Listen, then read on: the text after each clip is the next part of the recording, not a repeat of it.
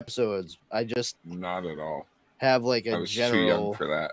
a wide, a Did I- swath of memory attached to like, oh, I know I spent time in front of the television watching Gabe Kaplan try to teach these fucking these street toughs, you know.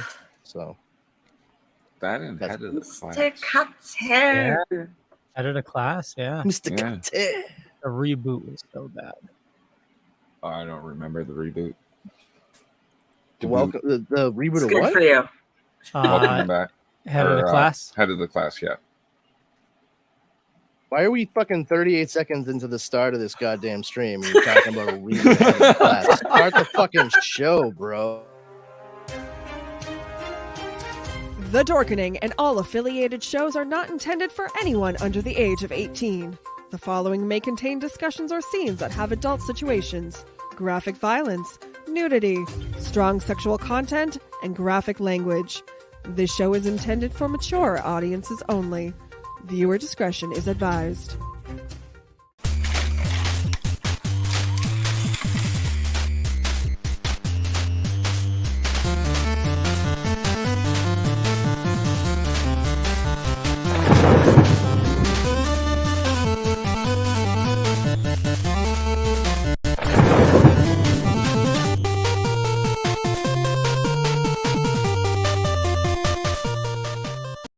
Everyone thinks because you're a zombie, you don't know good coffee. Well, they're wrong. There's only one brew that gets my seal of approval. Deadly Grounds coffee is my guilty pleasure. The aroma is so intoxicating. It brings all of my neighbors out of the woodwork. Deadly Grounds coffee. Coffee to die for and zombie approved. It's good to get a little deadly.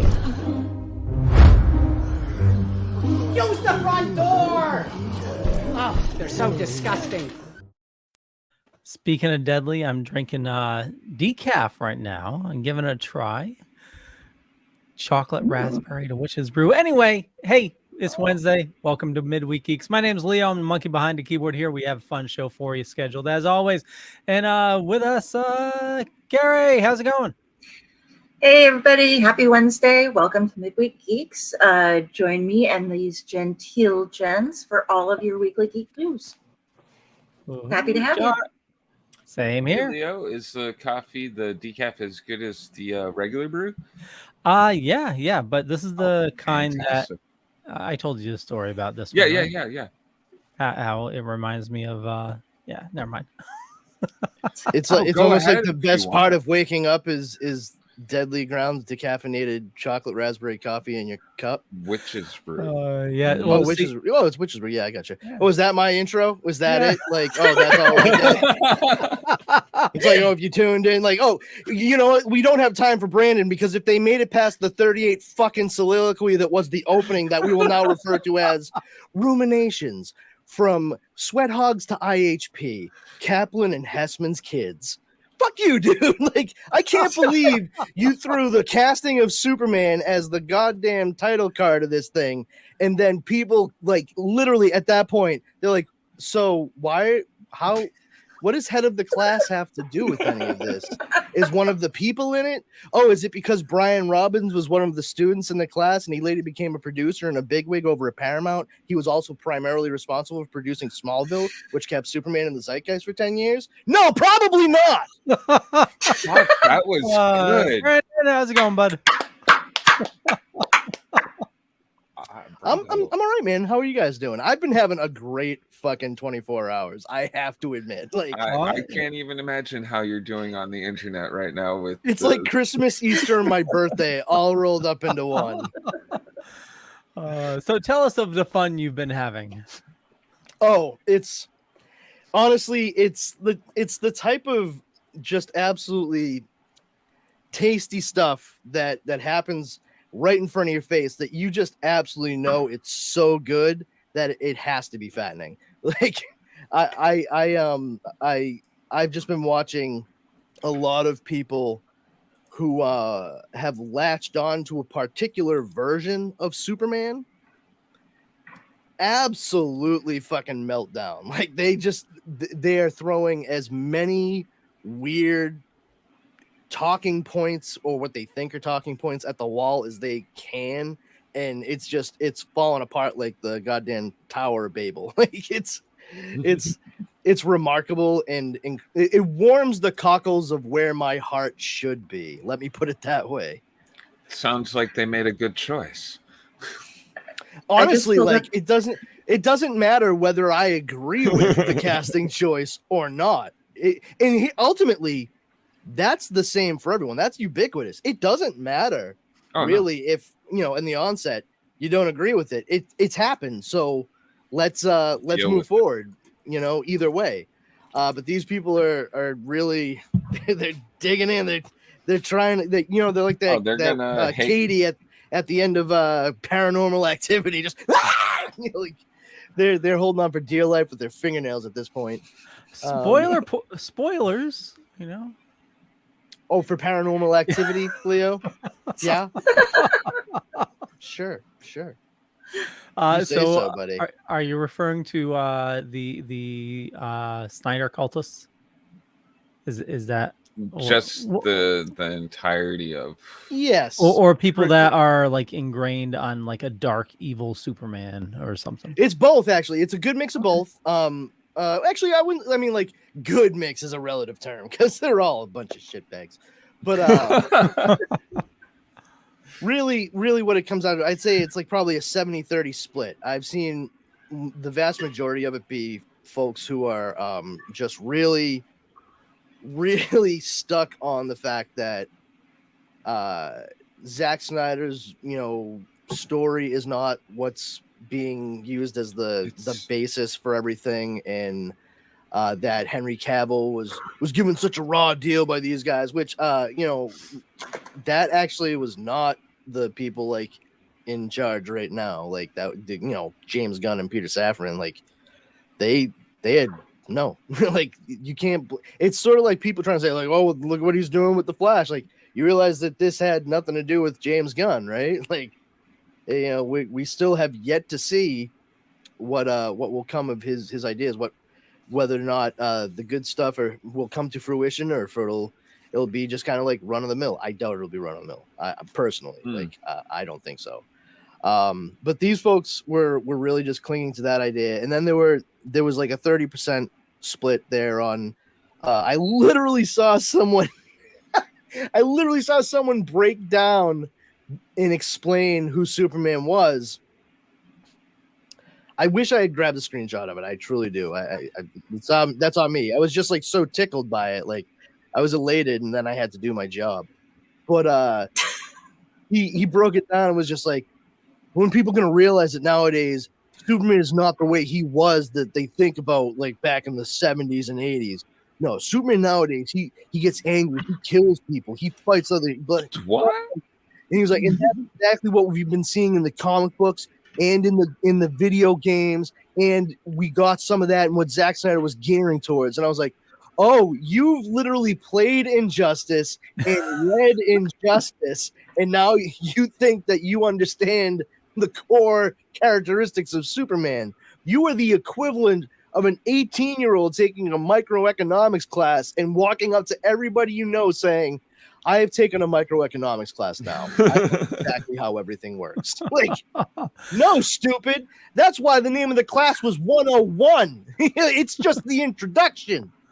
By the way, Tom Dog, hey, how's it going? Hey, Tom. Hey, Tom. Always glad to see you in the comments. Yeah, totally. And I just want to say that I'm very proud of Facebook. They successfully transcribed the word shitbags.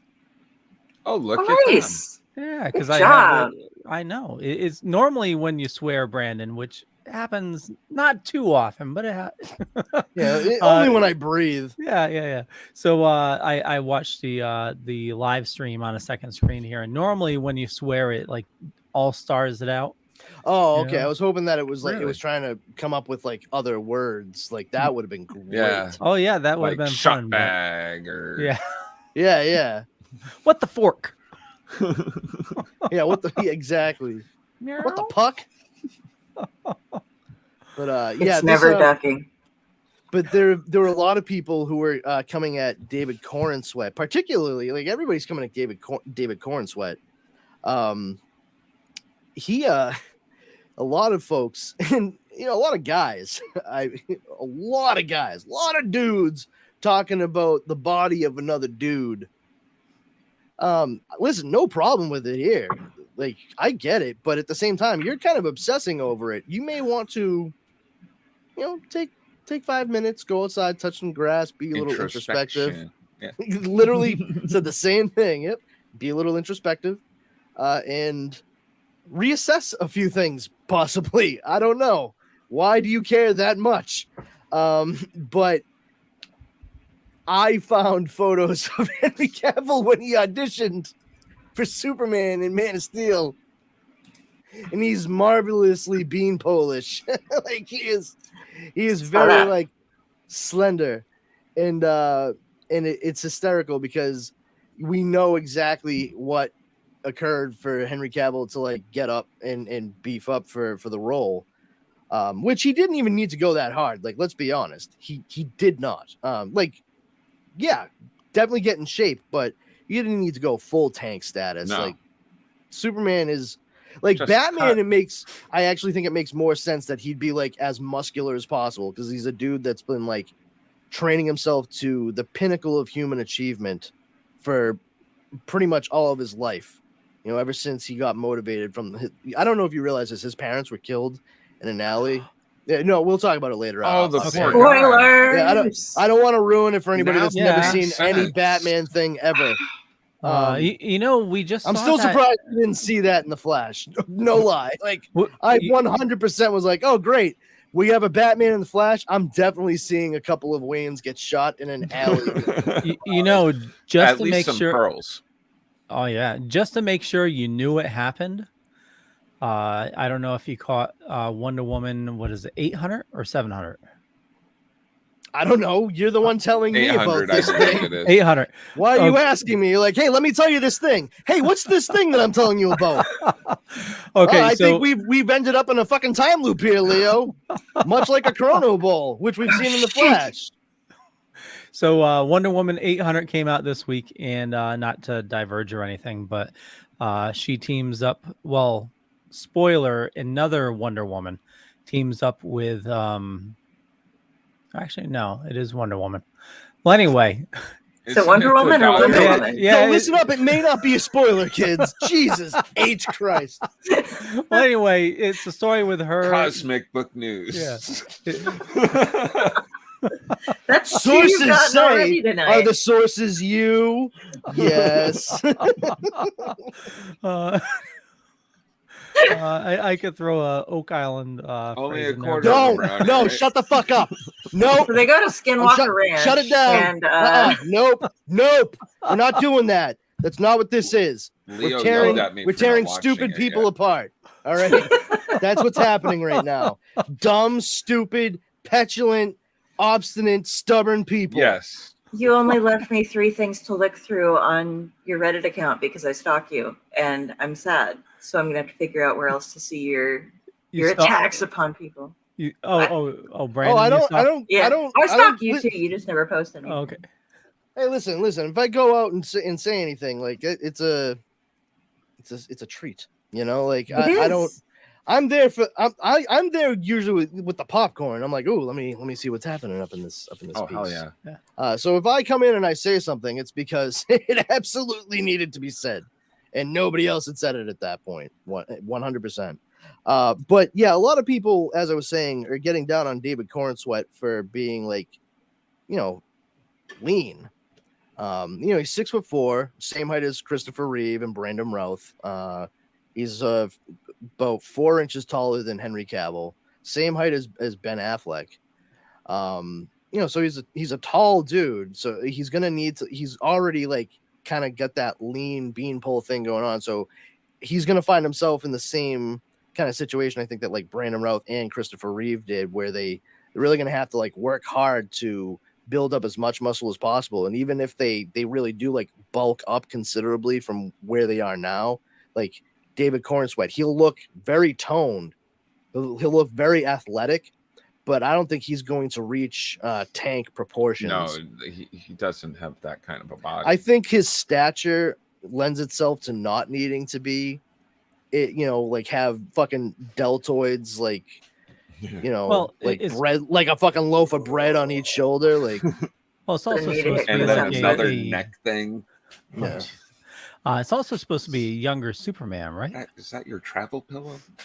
Vaguely younger. Yes, I don't know if he's supposed to be. I don't think it's like necessarily like he walks through the door of the Daily Planet, but I think he's still trying to like make his bones there. Yeah. I am glad that they cast Rachel Brosnahan, and I feel like, you know, I was actually, you know, I was saying to my wife Dara, and then like one of those Twitter scooper people said like almost the same exact thing. That's great that so many people are like pumping their fists in the air because they wanted David Corenswet to be cast anyway. But I feel like it's an absolute, me personally, like my own opinion, I feel it's a win that Rachel Brosnahan was cast as Oh. Lois Lane for this movie. Yeah, I'm more excited for her being cast. Exactly. yeah. Same here. Yeah, 100%, man. I agree. Yeah, I mean, David Cornsweet definitely looks the part. He looks, you know, like Tom Welling and Cavill had a kid. But Yeah, I've you know, heard that a couple times. I haven't seen him in anything. He you does know, have quite the jawline. I'll say that. I Man, watched. I gotta- saw a few clips of him in some stuff like early today and late last night. And I honestly have to say he definitely has the same kind of, I don't know, quality of voice, alternating between like it's like soft and assertive, that Christopher Reeve was able to do. Yeah. Brandon Routh couldn't quite approximate it, but he's got the same quality, and it does kind of make sense when you think about the fact that I found out that David Cornsweet also was trained at Juilliard. oh, nice. Oh, So there is likely something to the elocution lessons and what have you that they go through whilst they're there. But yeah, I think I have confidence that that James Gunn and his casting director were able to get the right people for this so far. I'm curious.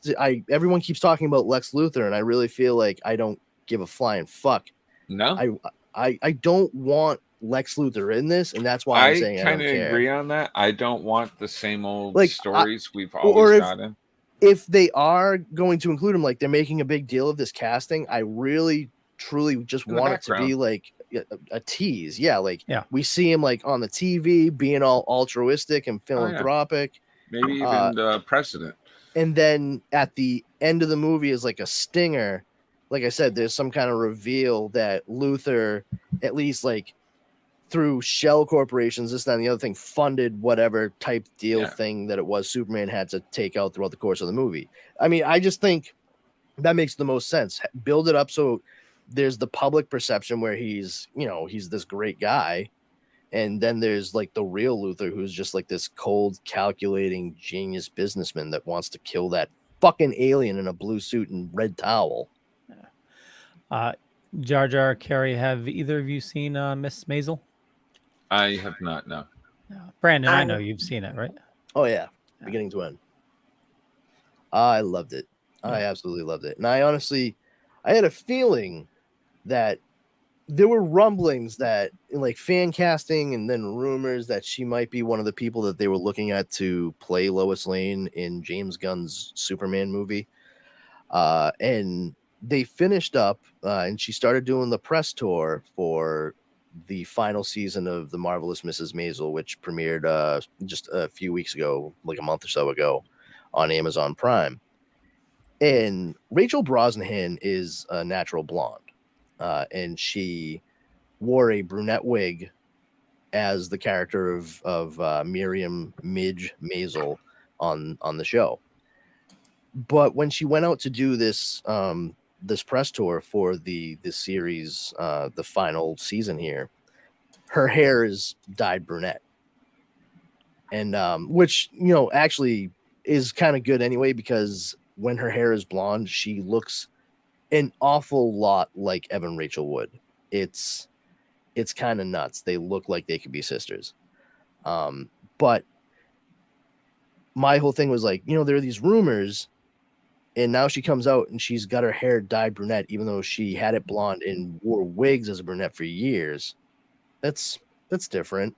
I wonder if maybe she's gonna go for like the role of Lois Lane. And sure enough, like there you go, she gets it. I would not doubt if that choice was made because she had a pretty good idea that she was gonna get that fucking role. And everyone, I guess, is saying that regardless of who they read for, Clark Kent or Lois Lane, that all together, Rachel Brosnahan was the absolute fucking best. Like she crushed it, against everybody. So I'm heartened by that.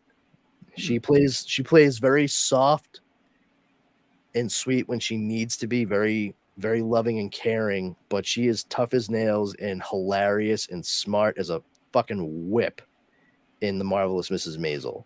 And it's like, if you take away the 60s, New York-esque, like Gilmore Girls caffeinated speak away, I think you're very close to the kind of moxie and fierce intelligence that Lois Lane possesses, and still approachable. That it's like an M&M, the hard candy shell on the outside, and like all sweet and gooey on the inside.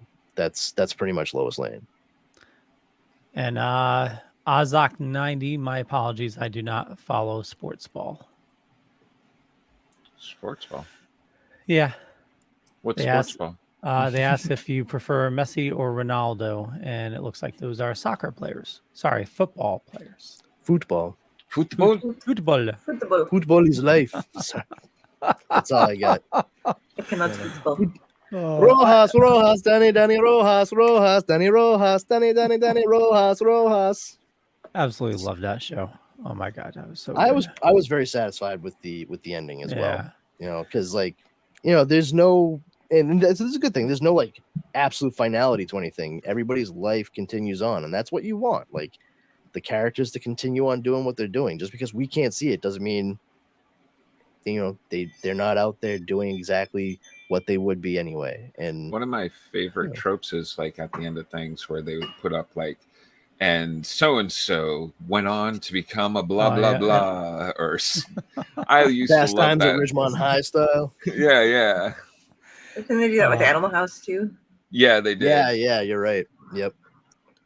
So we're referring to Ted Lasso, which that is absolutely And a treasure. there is a rumor. There's been talk that Jason Sudeikis is in Blue Beetle as Ted Cord.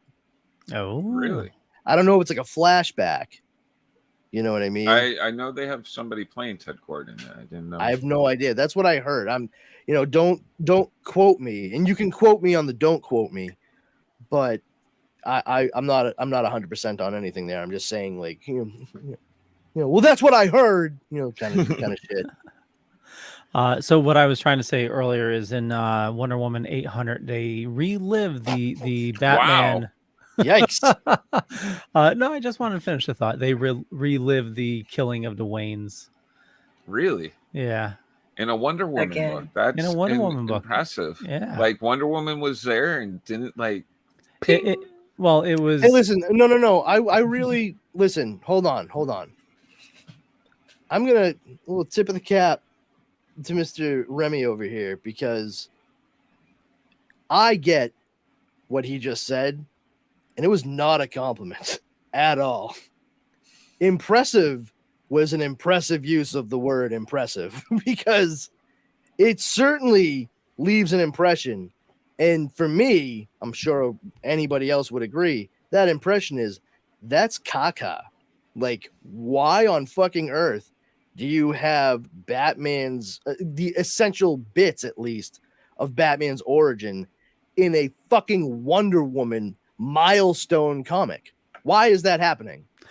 I believe it was. And I understand the financial reasons. Don't get me wrong. I get that. I mean, story-wise, how do you justify that? How does one justify that? I don't know. Okay. I mean, it's mostly rhetorical. I don't expect you to have an answer. Although if you did, I'd be interested to hear it. It's just, to me, that's that's so like disingenuous. You know, like Yeah. it's sort of supposed to be like her.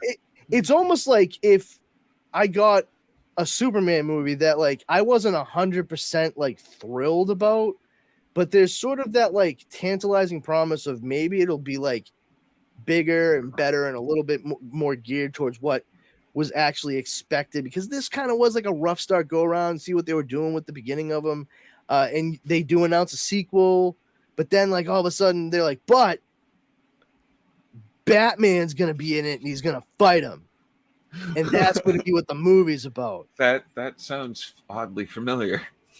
Like that's what that would feel like, and honestly that would probably feel fucking terrible, just awful, for a number of reasons, like a myriad of reasons.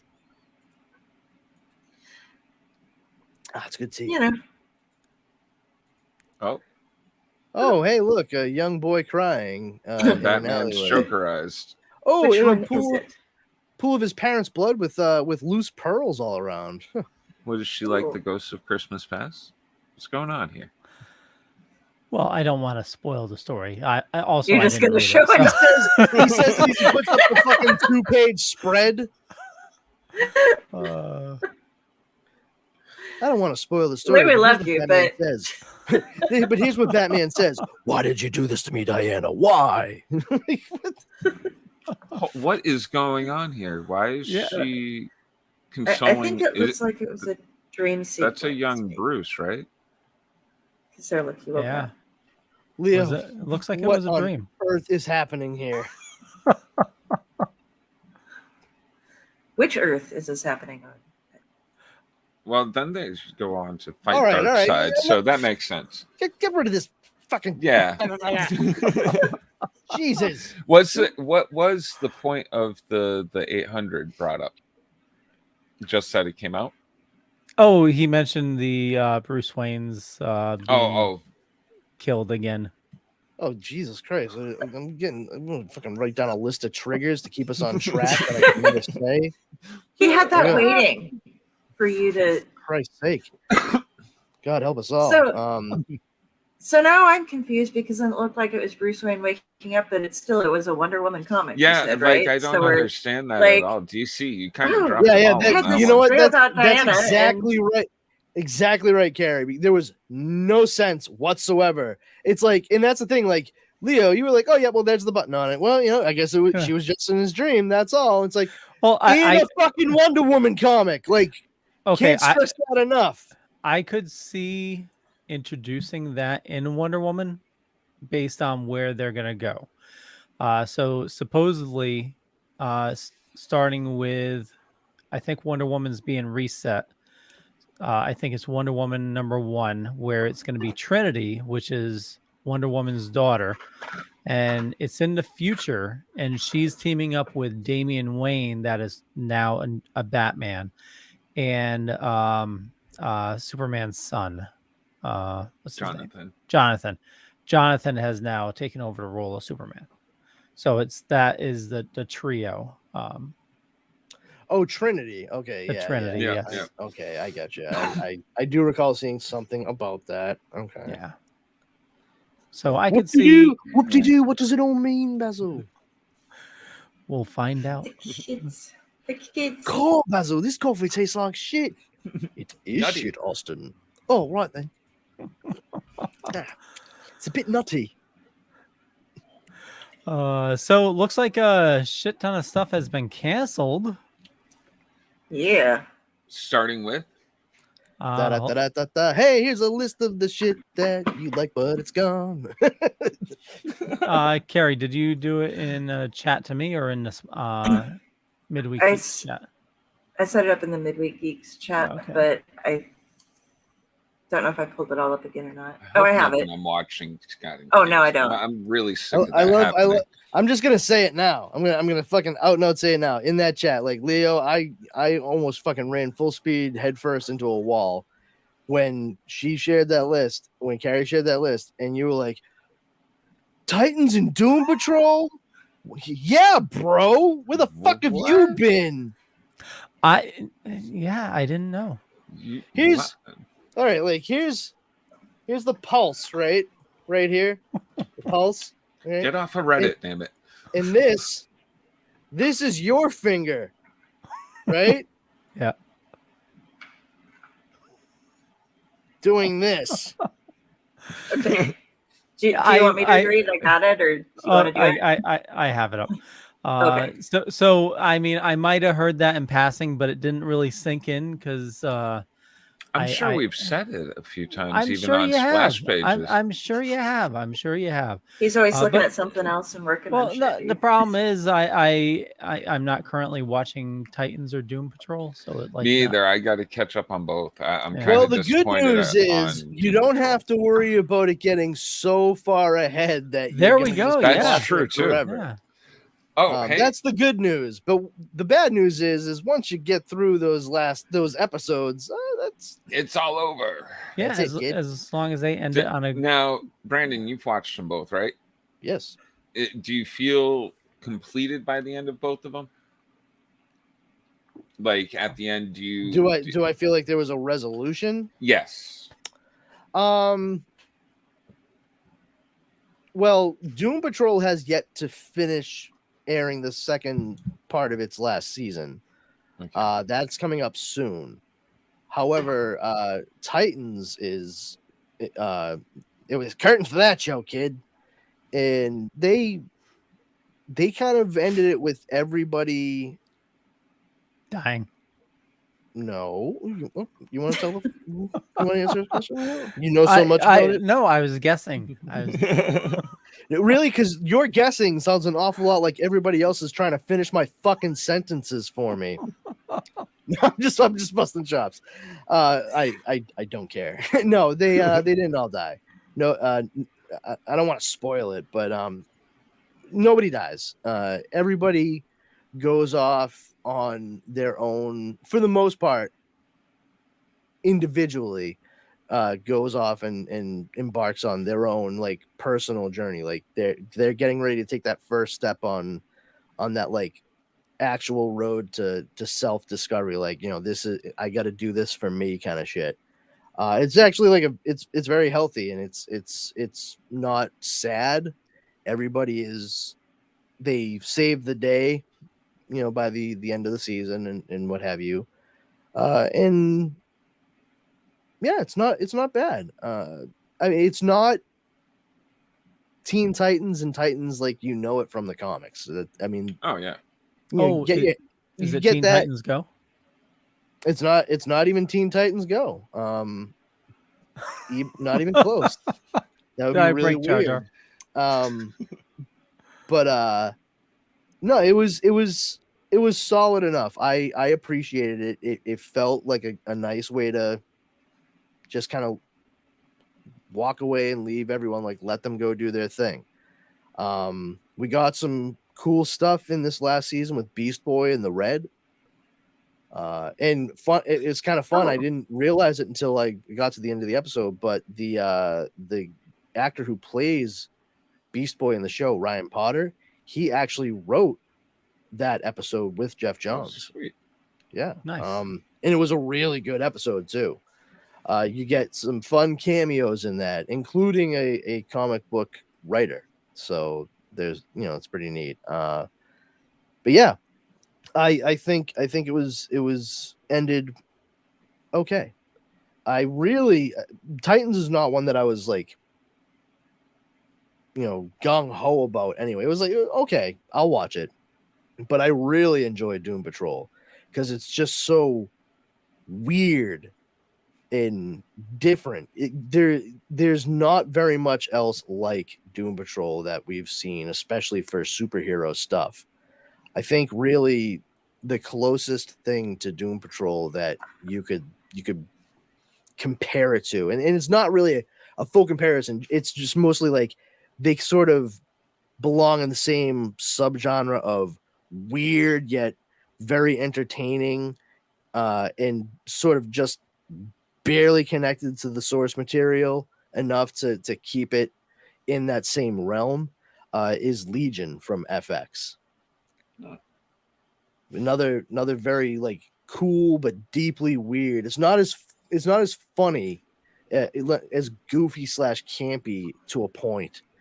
Dark camp, I should say. It's not bright Adam West kind of stuff. But that's Doom Patrol. Whereas you have oh, Sorry. I'm just saying, like, there's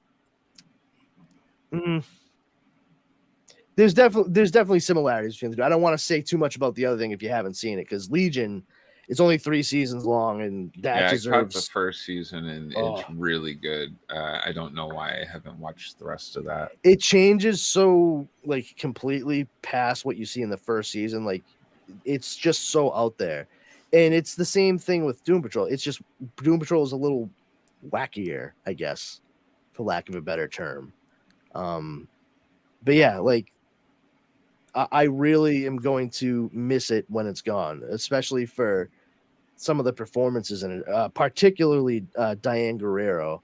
She is phenomenal in it, and I mean, she was like one of the ensemble in Orange is the New Black, and like she was okay. After seeing her in Doom Patrol, that role for her, it was an absolute revelation. She was so smart to take it. A person with all those different personalities, she got to play a different person for so much of the time that she's been on this show, like different people on a regular basis. Super impressive. And also, it turns out she's a Boston girl. She's from Roxbury, so that's always cool. I mean, her family unfortunately was deported because of all the fucking bullshit, like ICE stuff and INS and everything, people being dicks. But yeah, like, the one saving grace for her finishing up her role in Doom Patrol is I would really, really like to see her get cast as Jessica Cruz, Green Lantern, in like a Lantern project. Like, if they're doing that Lantern show, I would love to see her show up as Jessica Cruz in it, and like she ends up being like kind of a like neurotic pain in the ass that kind of is trying to figure out what they're doing, and like there you go, it just connects it and finds out they're lanterns, and it's really like a whole big space mystery that they're trying to solve. I would love to see that. I think Lanterns is one of the really, like, I'm really anticipating that show. What they're going to do with it, the sound of it sounds so intriguing. I'm just like, I hope it's that good, like almost like True. What was that? True Detective. Yeah. I mean, I don't necessarily want it to be like True Detective, because True Detective is True Detective. Yeah. Well, a lot of people have been saying that already too, and I think it's good that they've described it as like a detective story, and that it's 2 guys who are basically space cops acting as detectives in this story. But like, it seems to me like, okay, a lot of people, those folks out there, they heard like, 2 guys who were detectives trying to solve this like really crazy weird space mystery. It's like, they're like, so it's just like True Detective. It's like, or any other number of fucking detective stories for the past like 120 years. Like, Starsky and Hutch. I just want it to be more Sherlock gritty. Holmes I don't want and it to be Dr. Watson. I don't want it to be buddy cop. No, well, that's the thing. Like, you can't. I don't think that you're gonna have like a buddy cop necessarily, but I think they're gonna be partners. They're gonna look out for one another. And there's gonna be respect. But I do anticipate there has to be some kind of friction, character wise, between the 2 of them, just personality wise. So one of them is going to have to be a little bit more of a mouth than the other one. You're gonna have like the more stoic, by the book, like doesn't fuck around one, and then you're gonna have the fly by the seat of his pants, and he just says whatever pops into the top of his fucking head. Lethal Weapon. Dude. No, I'm not talking about going off the cuff. I'm not saying like full on like do crazy things. I'm just talking about like personality, like between the 2 of them, like just how the approach is. He's not like getting ready to fucking blow his brains out on Christmas Eve. Jesus Christ. He's gonna take the ring and just start shooting people with the ring. So Mine for bullet. those of us, I'll do it. I'll swear to God. What's for, that? for Kari? those of us total schmucks who have not seen what's going on with the Lantern show, is it starting from the beginning to introduce any new audience to what's going on? Do we know no anything idea. about it? No idea. It's only been announced, and it was briefly described as a detective show. A couple of lanterns are trying to solve a mystery. On Earth, I believe. I think they're on Earth and they're trying to solve a mystery. Okay, And that's so all we it's know. not- okay. I think, personally, what it's going to be is it's going to be two lanterns who we've never actually seen before. Ooh. And they're not That'd be necessarily going to be human, but they are going to appear human during the course of the series, because the mystery they're trying to solve in the first season is, where is Abin Sur and who got his ring? That's a good possibility. Trying to find Hal or whoever they decide. Because that brings it right into exactly what you were asking about, Kari, the origin of Green Lantern in the Silver Age. Hal Jordan gets the ring from Abin Sur. So I wouldn't be surprised if it's Hashtag something along fucking those Brandon lines. verse. I'm just saying, like, that's what I would do. But what the fuck do I know? Well, if it's lanterns we haven't seen before, I vote for Gordon and Willie. Sure. Yeah, I have no idea. You could literally be making shit up right now. I'm like, oh, sure thing, Leo. Thumbs up over here, buddy. Alf. I just hope that we have an Alf, announcement there you go. that Michael Rooker is getting cast as Bibbo in Superman Legacy sooner rather than later. So are we going to pull some sort of Alf into like being a Skrull bodyguard because he tries to eat cats? Yes. Oh, you know what we should do is also make sure Start we random have. rumors, see how many people will like. I kill go for it. Maria Hill. Oh, Jesus. Oh, jeez. Kari, Alf, where's what your? are you doing in that irradiated warehouse? Nothing. Just stealing people's faces and lives. Kari, you're responsible for the drums. Do me a favor, roll that dead kitten over to me on that. I'll make a skateboard. T-shirt. Well, it's like Meals on Wheels. We need to make sure that we work an Alf reference into every show. There you go. Just so we can get Brandon's Ralph coming out. Yeah. Brandon Ralph. That sounded weird. Huh. Fucking Nick. Brandon and a Ralph. Oh, Tell me who it works for. I don't know anything. I swear. What the fuck is going on in here? Nothing. Just screaming. It seems like a lot of screaming. I think I'm doing good. I think I'm doing good so far. When it was like, what do we think this is going to be about? And it's like, it's going to be Samuel L. Jackson being Samuel L. Jackson being Nick Fury. And so far, I've been right. I'm tired of these monkey fighting Skrulls on this monkey fighting planet.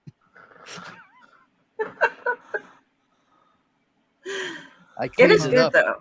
I cleaned it up for network television. Thank you for that. Yeah, you're welcome. That one's for free.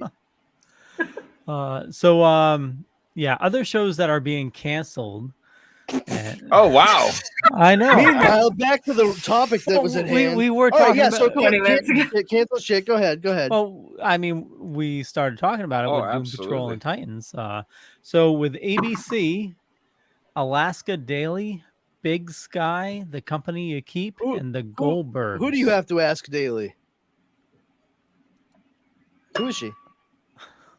Alaska Daily.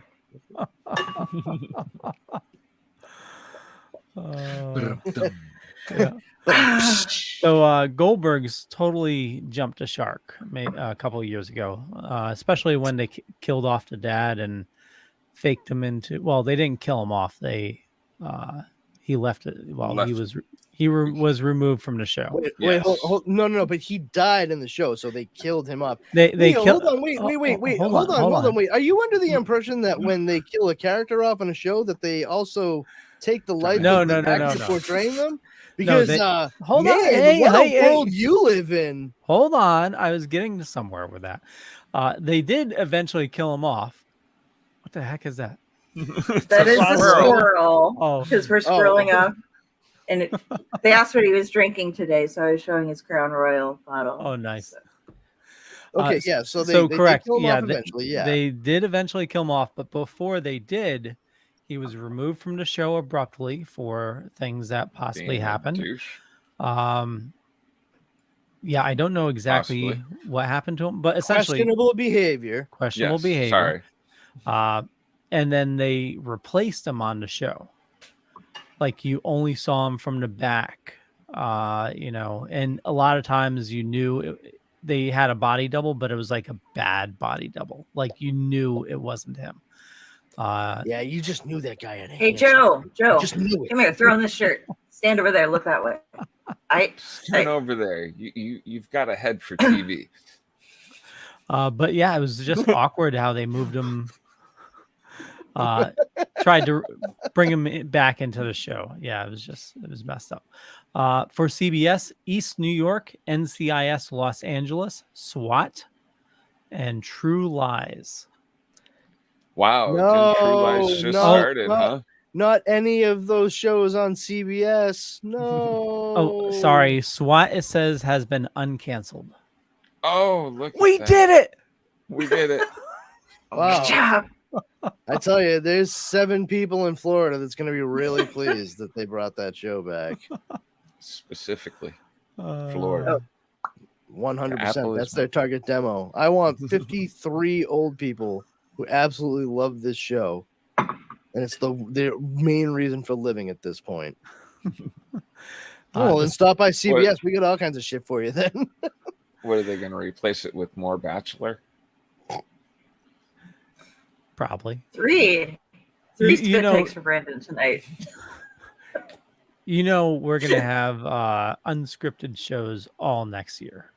Well, that's true. I mean, fucking writer's strike, man. Yeah, you're right. God damn. Okay, more canceled things, please. Okay, so for the CW, the CW, Jesus Christ.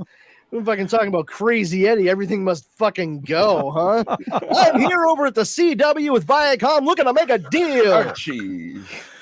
So Gotham Knights, Kung Fu, Tom Swift, Walker Independence, and the Winchesters.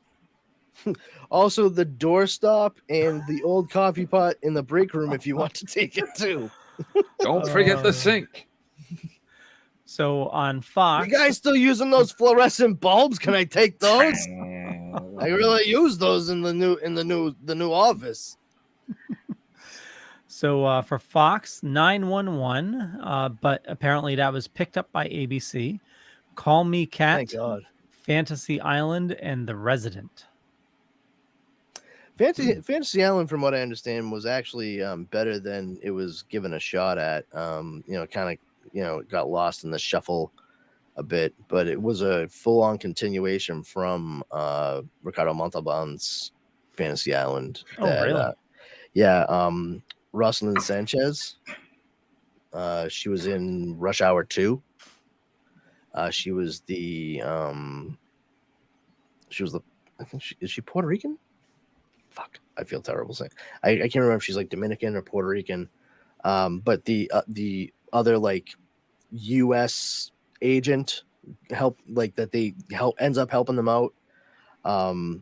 She plays Rourke's granddaughter, and she now runs the island, and people are showing up, and be careful what you wish for, and all that stuff. What is your dream?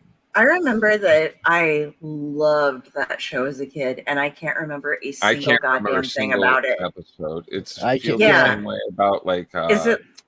It's like it erased itself after it was done. I feel like both those shows were on at the same time, and I watched them both, and I have no idea what was in either of them.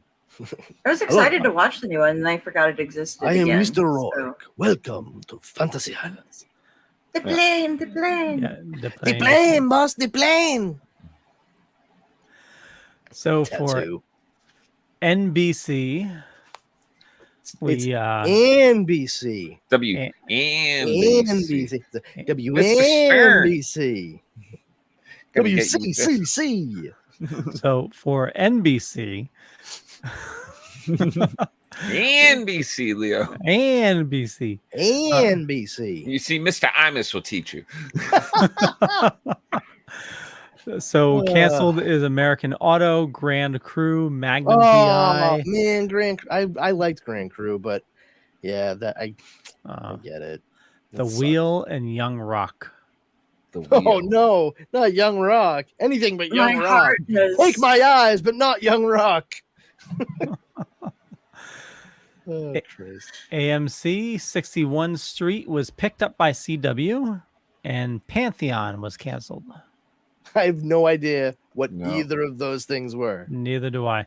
Apple TV Plus is canceling The Mosquito Coast, Physical, and Truth Be Told. Well, Physical isn't being canceled. It's coming up on its last season. It's what Entertainment Weekly said. Yeah, I understand. God They damn them.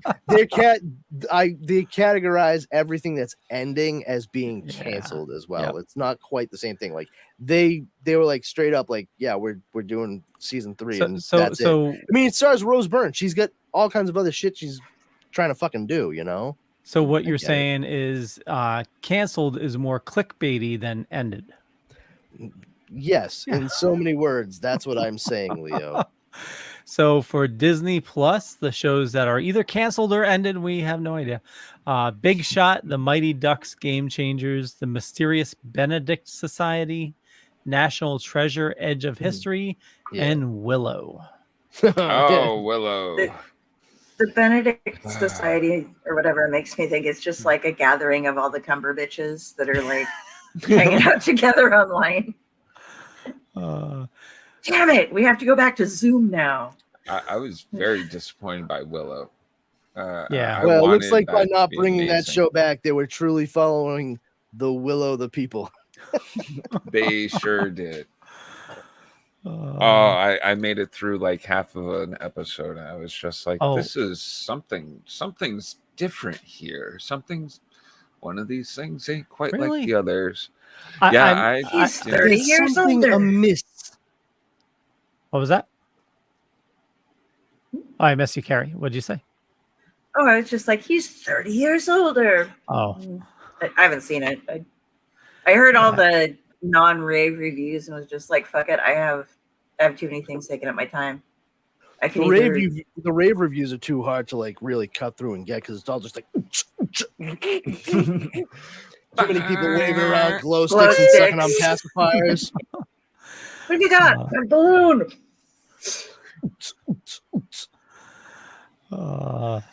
Welcome, kids. I like held my breath for that for some reason. Can't let go yet. You gotta wait till your voice drops really deep because you're done and you can't see anything, and then you fall Drop over. the bass. you know, I just learned of balloons just recently from watching Tulsa King. Did you say balloons? Jesus Christ, Balloons. Leo. About the balloons? Hold on, wait, hold on. Did you just say the fucking word balloons? Yeah. You just learned about balloons? Am I missing something? No, I feel like there's a nitrous vital balloons. piece No, of it's- information that is skipped over my fucking head like butter off Teflon. Like, No, what the fuck is going no on here? balloons being sold as a recreational. He's talking about nitrous oxide. Yeah. Yeah. Nitrous balloons they'd sell at raves, and then you get punching bags if you were Oh, hardcore. yeah. And then you like Yeah. inhale it all and exhale it back and like see how long until your head goes wah, wah, wah, wah, wah, Yeah, yeah. wah, and your voice Watch out, drops kids. instead of Drugs are like bad. helium. These are lessons. Do not Don't try do this at drugs. home. These Yeah, aren't good kids. drugs to try. It's mean- a pain in the ass. Stick to marijuana. Well, remember, kids, just say perhaps. Perhaps. Perhaps. Maybe. Stay down Be to smart. Make heroin. smart choices. Like, don't do stupid stuff. You know. Like, come on, kids. Use You common fucking- sense. You know. Like, it's 2023. If the drug makes you lose your teeth, don't And do it. absolutely destroys your life Yeah. physically, emotionally, psychologically, financially. don't do that drug. Like, If you can Believe overdose Not on for it, you. believe, Don't yeah, if do you can that drug. overdose on it and die, don't do that drug. I mean, the same thing could be said for Tylenol. So, of course, proceed with caution if you have a headache. Yeah. But just saying, like, don't be a fucking asshole. Just And with that- experimentation's one thing, but don't go fucking ruining yourself and fucking making the lives of everybody else around you that much harder too. Nobody needs that shit. don't cancel yourself. Speaking of canceling, Leah, what else was there? So, Well, is there a show that you may have liked on the CW? Because we're still going through that list. I'll go through these quicker. FX is Breeders, HBO is Perry Mason, Max, formerly as Bummer. HBO, is canceling Avenue 5, Doom Patrol, Gossip Girl, the other two, Pennyworth, Avenue. South Side, and Titans. Avenue 5 is really funny. Yeah, it's we haven't watched the latest season. The second season was a little rough. Well, yeah.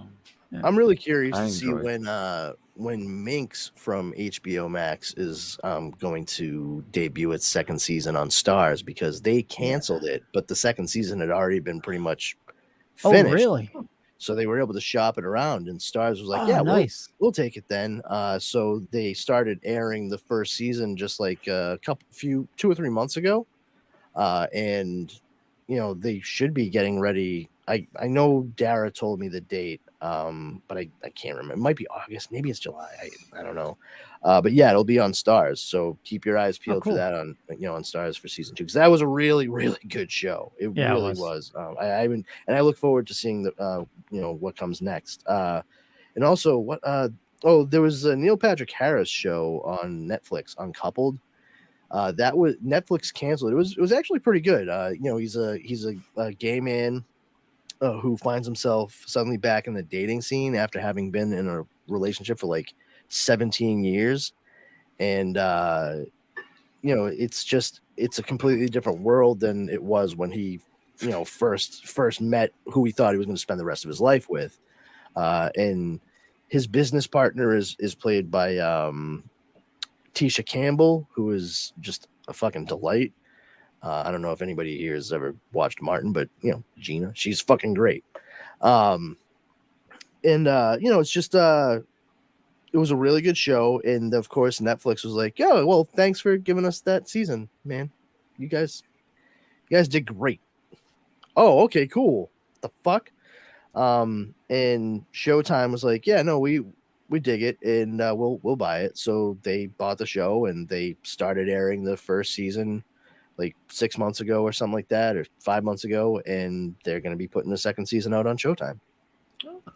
So there have been a couple of like redemption stories, like stuff that was canceled and somebody else grabbed it and they're continuing on. So it's always nice to see when something is good and deserving of a continuation. I'm still holding out hope that Here's Johnny is going to get fucking renewed for a second season, and we'll get Jane Levy back for that one. I want the other back so bad. It was on like a one of those third run for like early streaming type services. And it ended up getting bought out by Universal. So the show itself made for the that service, it got swallowed up, and then just kind of like, oh yeah, oh hey, and here's the show. Oh, great. And nobody fucking saw it. Dara and I saw it we watched it when we first got Peacock, or maybe it was on, I think it might have been Peacock. Yeah, it was Peacock because it's NBC, Universal. And it's really fucking good. It's about a kid who goes out to the Tonight Show studio, and he's like, yeah, I want to get a job working here. And they're like, you just fucking came here from like Nebraska? With like straight up, like it's like all the way up there. He comes down just on a wing and a prayer, like, hey, I'm a big fan, give me a job. And he's so earnest and everything that, like, he kind of ends up constantly falling into piles of shit and coming up smelling like roses. It's pretty good. It takes place in the late 60s, early 70s. What was the name of that again? I think I'm trying to find it right now. Okay. Let me see here. Jane Levy. And yes, Tom, Oh, those were. there's Johnny. I'm There's sorry. Johnny. Okay. There's Johnny. Yeah. I'll keep an eye out for it. Oh, it's created by Paul Reiser. I didn't Oh, realize nice. Oh, that's interesting. Did you say Yeah. Jane Levy or Eugene Levy? Jane Levy. Oh, okay. I thought you said Eugene Levy, and I was going to use Nope, that as nope. a. I said Jane Levy several times. Yeah. Well, Yeah. I was like, is that some weird Boston thing, or Evil am I Dead. Okay. First season of Shameless on Showtime, the US version. But yeah, it's pretty good. There's several different guest stars on it, but it was a total of 7 episodes, and they released in 2017, and that's all I have to say about that. That's pretty much it. It's really good though. It got really good reviews, and they just never did it. And here's the thing: I understand why. It's because at that point in time, making a show like that for a streaming thing, it just wasn't. It wasn't a financial viability. Like, why would we pour all kinds of money into like a budget for sets? It was a period piece. I mean, it takes place decades ago, so they had to make sure that everything looked, appropriate for the time. That they got rid of as many anachronistic shit as things as possible. But it was really good, and I do recommend checking it out. They're quick episodes too. I think they're only like half hour, like maybe like 25 to 30 minutes. Nice. You'll burn through them, but I be warned. Like, I'm not saying it's like the funniest show, but it's a good show. And like by the time you get to the end of that 7th episode, you'll be like, why did I even fucking like get interested in what Brandon was saying? He literally said the whole time, there's no season 2. It's never going to happen. And it's so disappointing. And there I was like, what's the name of that show again? Let me fucking watch it. And it's like, oh, did you enjoy that canceled show that I mentioned, guys? Well, here, if that fucking blows your hair back, this'll really fucking put the wind in your sails. Let me tell you about Carnival on HBO. Like, oh my god, that one of the my heart.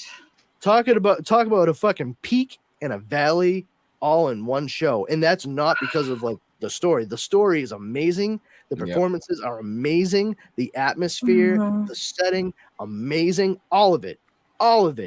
What the peak is that show being just absolutely being and getting to season 2, that blew my fucking mind. Starting off season 2, and because it's not like a big revelatory thing.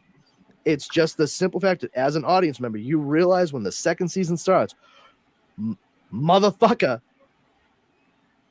season 1 was just prologue. It was everything we needed to know to start to tell the story in the beginning of season 2 for what the series was going to be. I was like so enthralled by that. It was such a ballsy, bold move too. And I was already hooked from the first season. So like, that's not even the story. That's like giving me The Hobbit before The Lord of the Rings. I'm like, hell yeah, I want to read this trilogy. Granted, The Lord of the Rings, in my opinion, sucks, but I fucking love The Hobbit. Yeah, The Hobbit was too much of a tease. but yeah, like when it gets to the end of Carnival, man, god damn, such a great ending for the season. And you know, there should be a season 3, and then finally like, oh, it's just too expensive to make everything look like the Dust Bowl in the 30s during the Depression. Really? How's Boardwalk Empire doing? Yeah, right. Boardwalk Empire was fantastic. Yeah, but they had no problem with that. The issue is really they had no idea how to market Carnival. That's so gorgeous, though. I honestly can tell you, just because of the idiomatic use of the term and even the act in like cartoons and things like that, I had never ever given proper consideration to what being tarred and feathered meant. Oh, dude. Oh, really? Never. Hot Not tar and Not until I Mm. watched that show and saw that happen. I was like, oh my fucking God. Like, it never, ever occurred to me. You didn't watch Bugs Bunny? that didn't. Leo, that's the problem. Okay. What? You're- Okay, you are actually like you're proving what I'm talking when I say the idiomatic use of it in language and even like pop culture, like cartoons. Yeah, dude, like it's not. Oh, it's not. No, it's No, it's not. It Not really like, hurts. oh my God, it's I'm bad. tired. and It's a feathered." terrible fucking thing. You don't want to sit on a it's, Judas chair. You don't want to be tarred and feathered, drawn and Everybody's quartered. laughing. No. Yeah, well, that's because they turned it into like a gag with like merry melodies and stuff like that. You know, and it's a thing that like they started playing around with in like shows, you know, stage shows and sitcoms and things like that. Tarred and feathered, like. But here's the thing, you know, like, oh, tarred and feathered, they put tar on him and then they dump a bunch of chicken feathers on him or something. Okay, great. You know, they empty out a bunch of pillows on someone. How do you make tar liquid and fluid enough to put on someone? Gotta be a little bit warm in here. Warm. Yeah. It's like, can you imagine if they blood eagled people on Bugs Bunny and shit? And you know how you put tar on someone? A fucking mop. So you gotta fucking slather somebody as they're tied up in fucking hot boiling tar, and then you dump some slit open pillows over them, and you've tarred and feathered them. That is horrific. Yeah. And see, Leo, you had never thought about what it actually meant until just now. Now imagine my surprise at circa 2004 watching the show and seeing a character whom I had grown fond of over the course of this series thus far get tarred and feathered by a bunch of locals at a town that their traveling carnival had passed through briefly. It was horrifying. And then some other stuff happens and, you know, the show is awesome. But canceled. They butt canceled. Is that like Butt Island? Butt canceled. Yeah, it was canceled because it was a mishmash of different genres. It honestly, it's a straight up story of good versus evil.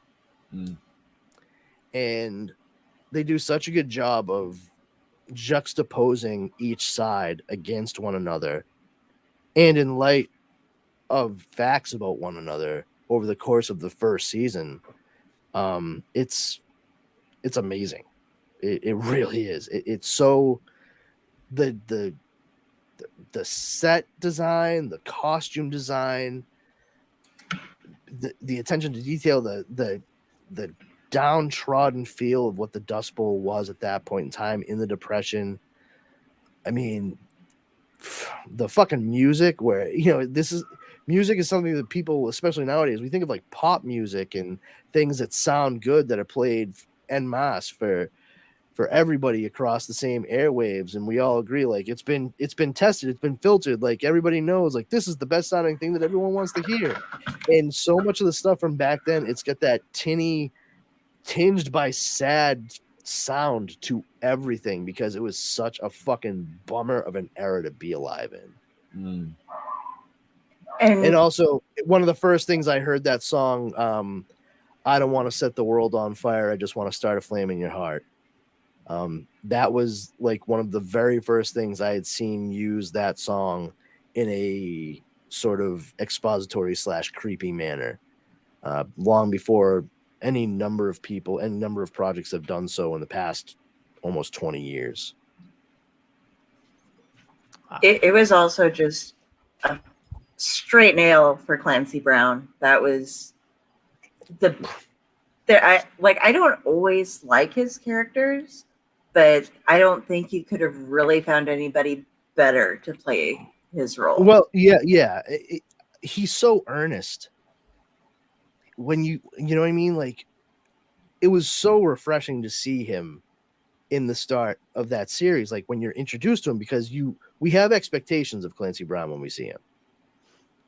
And for them to play against that when we're introduced to the character, you know, like this is a guy who is like the leader of a church, and he seems to like really take an active role in the lives of his parishioners, and he seems to genuinely like really care and, you know, sit down and talk with anybody who'll come to his home, to like the rectory or whatever the fuck they call it, and be willing to help them through any crisis of faith, and trying his best to navigate the terrible economic and you know, even geological issues that were occurring throughout the area, and the environmental issues rather. In to see Nick Stahl in anything is a treat, because like he's such a good actor, and he's someone who eventually like his life just fell apart from like substance abuse and what have you, but he is so goddamn good in this as well. And it's like he channeled all the anger that he really wanted to portray John Connor with in T3 into this character in Carnival. I think if he had been able to actually be like an indignant, put upon John Connor in Rise of the Machines, the character would have been better for it, because I honestly do think that the right approach is like Judgment Day didn't happen. He'd be pretty fucking pissed off that his life was forced into a very particular direction, and now all he can do is like work fucking like menial construction jobs, jumping around like fucking Bill Bixby at the end of every episode of the fucking Incredible Hulk. So which was canceled after the third movie. Speaking about canceling, Yeah. So Hulu, No Justice. Hulu. Yeah, Hulu. they canceled Reboot. Cthulhu. Kindred and Reboot. Yeah, Hulu? Reboot was pretty good, man. I liked that one. It starred Rachel Bloom and Paul Reiser. It was about an old sitcom that everybody, you know, like loved, like sort of a TGIF, well, maybe not TGIF, but 80s like Growing Pains kind of deal. And they decided to bring it back, but Paul Reiser was the creator and showrunner back when it was first on. They get all the original cast back, and the kid, of course, like grown up. The cast is like Keegan-Michael Key, Judy Greer, and a couple other people. I can't remember exactly who. Sounds really good. Rachel Bloom plays the writer daughter of Paul Reiser's character, but she had a strained relationship with him after he and her mother got divorced. And so she's pretty bitter towards him, and like, especially because this show always seemed to be more important than being there with his family. And she is trying to update it and make it give it a little bit more gravitas, and maybe hit on some more social issues more than it had previously. And the studio, like the production company, they're like, great. We'll, you know, you have your writing staff all set up. Fantastic. You start doing your thing and we'll get into production. And then like they get there, and turns out her father is there, and they're like, yeah, we want your dad there because he's the creator and also still a writer. So you're gonna have to work with him. And he ends up becoming a writer on the show, and he brings in like 3 or 4 writers that he's been friends with for like fucking 40 years. And yeah, they're all played by like a couple of old Jewish guys, and this really like tough old biddy, like she hysterical. One of them is Fred Melamed, one of the 2 guys. You'd recognize him if you saw him. I can't. He's one of the I know that guy kind of face. He's been in so many different things. But yeah, it was really good. I like Rachel Bloom a lot, especially after Crazy Ex-Girlfriend. I thought that show was done very, very well. And they gave this the boot, and it's unfortunate. Oh, Johnny Knoxville. That's who else. Oh, yeah. So they gave Reboot the boot. Yes, they booted Reboot. And if we were in Canada, we could ask what's that about? What's that all about? So what's this That's all not a about with boot and reboot? As you were describing it, I remembered we started watching the first season. It was pretty good. Of Reboot. there's only one, so Boot or good boot. stuff. Boot or reboot. This- Boot or What's the reboot. We're on a season boat. of- Boot fell off. Who's Well, repeat. Yeah. So anything else that got canceled? Yeah. Netflix, page and a half. Page and a half? I haven't heard of that one. Mustn't have been that good. Obviously, they have a bunch of cancellations as they Let me do. guess. They still have Cobra Kai though. Yeah. So Yeah, it's the Cobra Kai network, dude. Dude. $18.99. Big Mouth, Bling Empire, Big Mouth, huh? Bling Empire, New York, The Chair, Dead End Paranormal Park, Human Resources. Human Resources, Yep, there it Inside is. Job, Lockwood and Company, Mind Hunter, MO, Sex Life, and Uncoupled. Mindhunter. Yeah. Garth Marenghi's Dark Place. Mindhunter, I swear Dark place. Sorry. they've announced that it was canceled for like a while now. It seems like every year they it's been like 5 years that they've made a season there, I think, right? Sure. What? Who else watched Mindhunter? My wife, but she's not on I the show, haven't- so I haven't seen any of the shows that were listed in anything that was canceled because Really? I don't watch. You guys I don't make watch a lot of suggestions network and I'll watch TV. them, and I'll watch the movies. But a lot of times when I get ready to watch something, you guys are like, just fucking read the wiki. It's easier. You don't have to deal with all the bullshit and the tie-ins with this, and this. So I've gotten a lot of my geek knowledge from you, genteel gents, the Dorkening, and your guys. By the way, it's been 4 years since Mindhunter. And Mindhunter. it's canceled for Canceled. sure. I forget when This people are dead sometimes. So maybe that's what they're doing. You know, you're like, oh shit, he died 4 years ago. I didn't know that. I forgot he existed. I know that he does. He doesn't. So, you know, Just like Abe Vigoda, right? who? Sexiest Oh, man alive. yeah, Well, but- at one point, anyway. He was. He- Oh he- God, he's gone. But shit. Yes. He and I Again? had the same birthday. I mean, different years, of course. No. Speaking of birthdays, Brandon, you made this one in the notes. Whose birthday is it today? Oh, Is Melvin 19. Kaminsky. If you may know him as Mel Brooks. It is. Oh, Mel Brooks' yes. birthday. Yes. It's Melvin Kaminsky. Yeah, it's his birthday today, so good for him. You know, How Happy old is birthday, sir. 90. Sounds Wait, about nine. right. 2, I believe.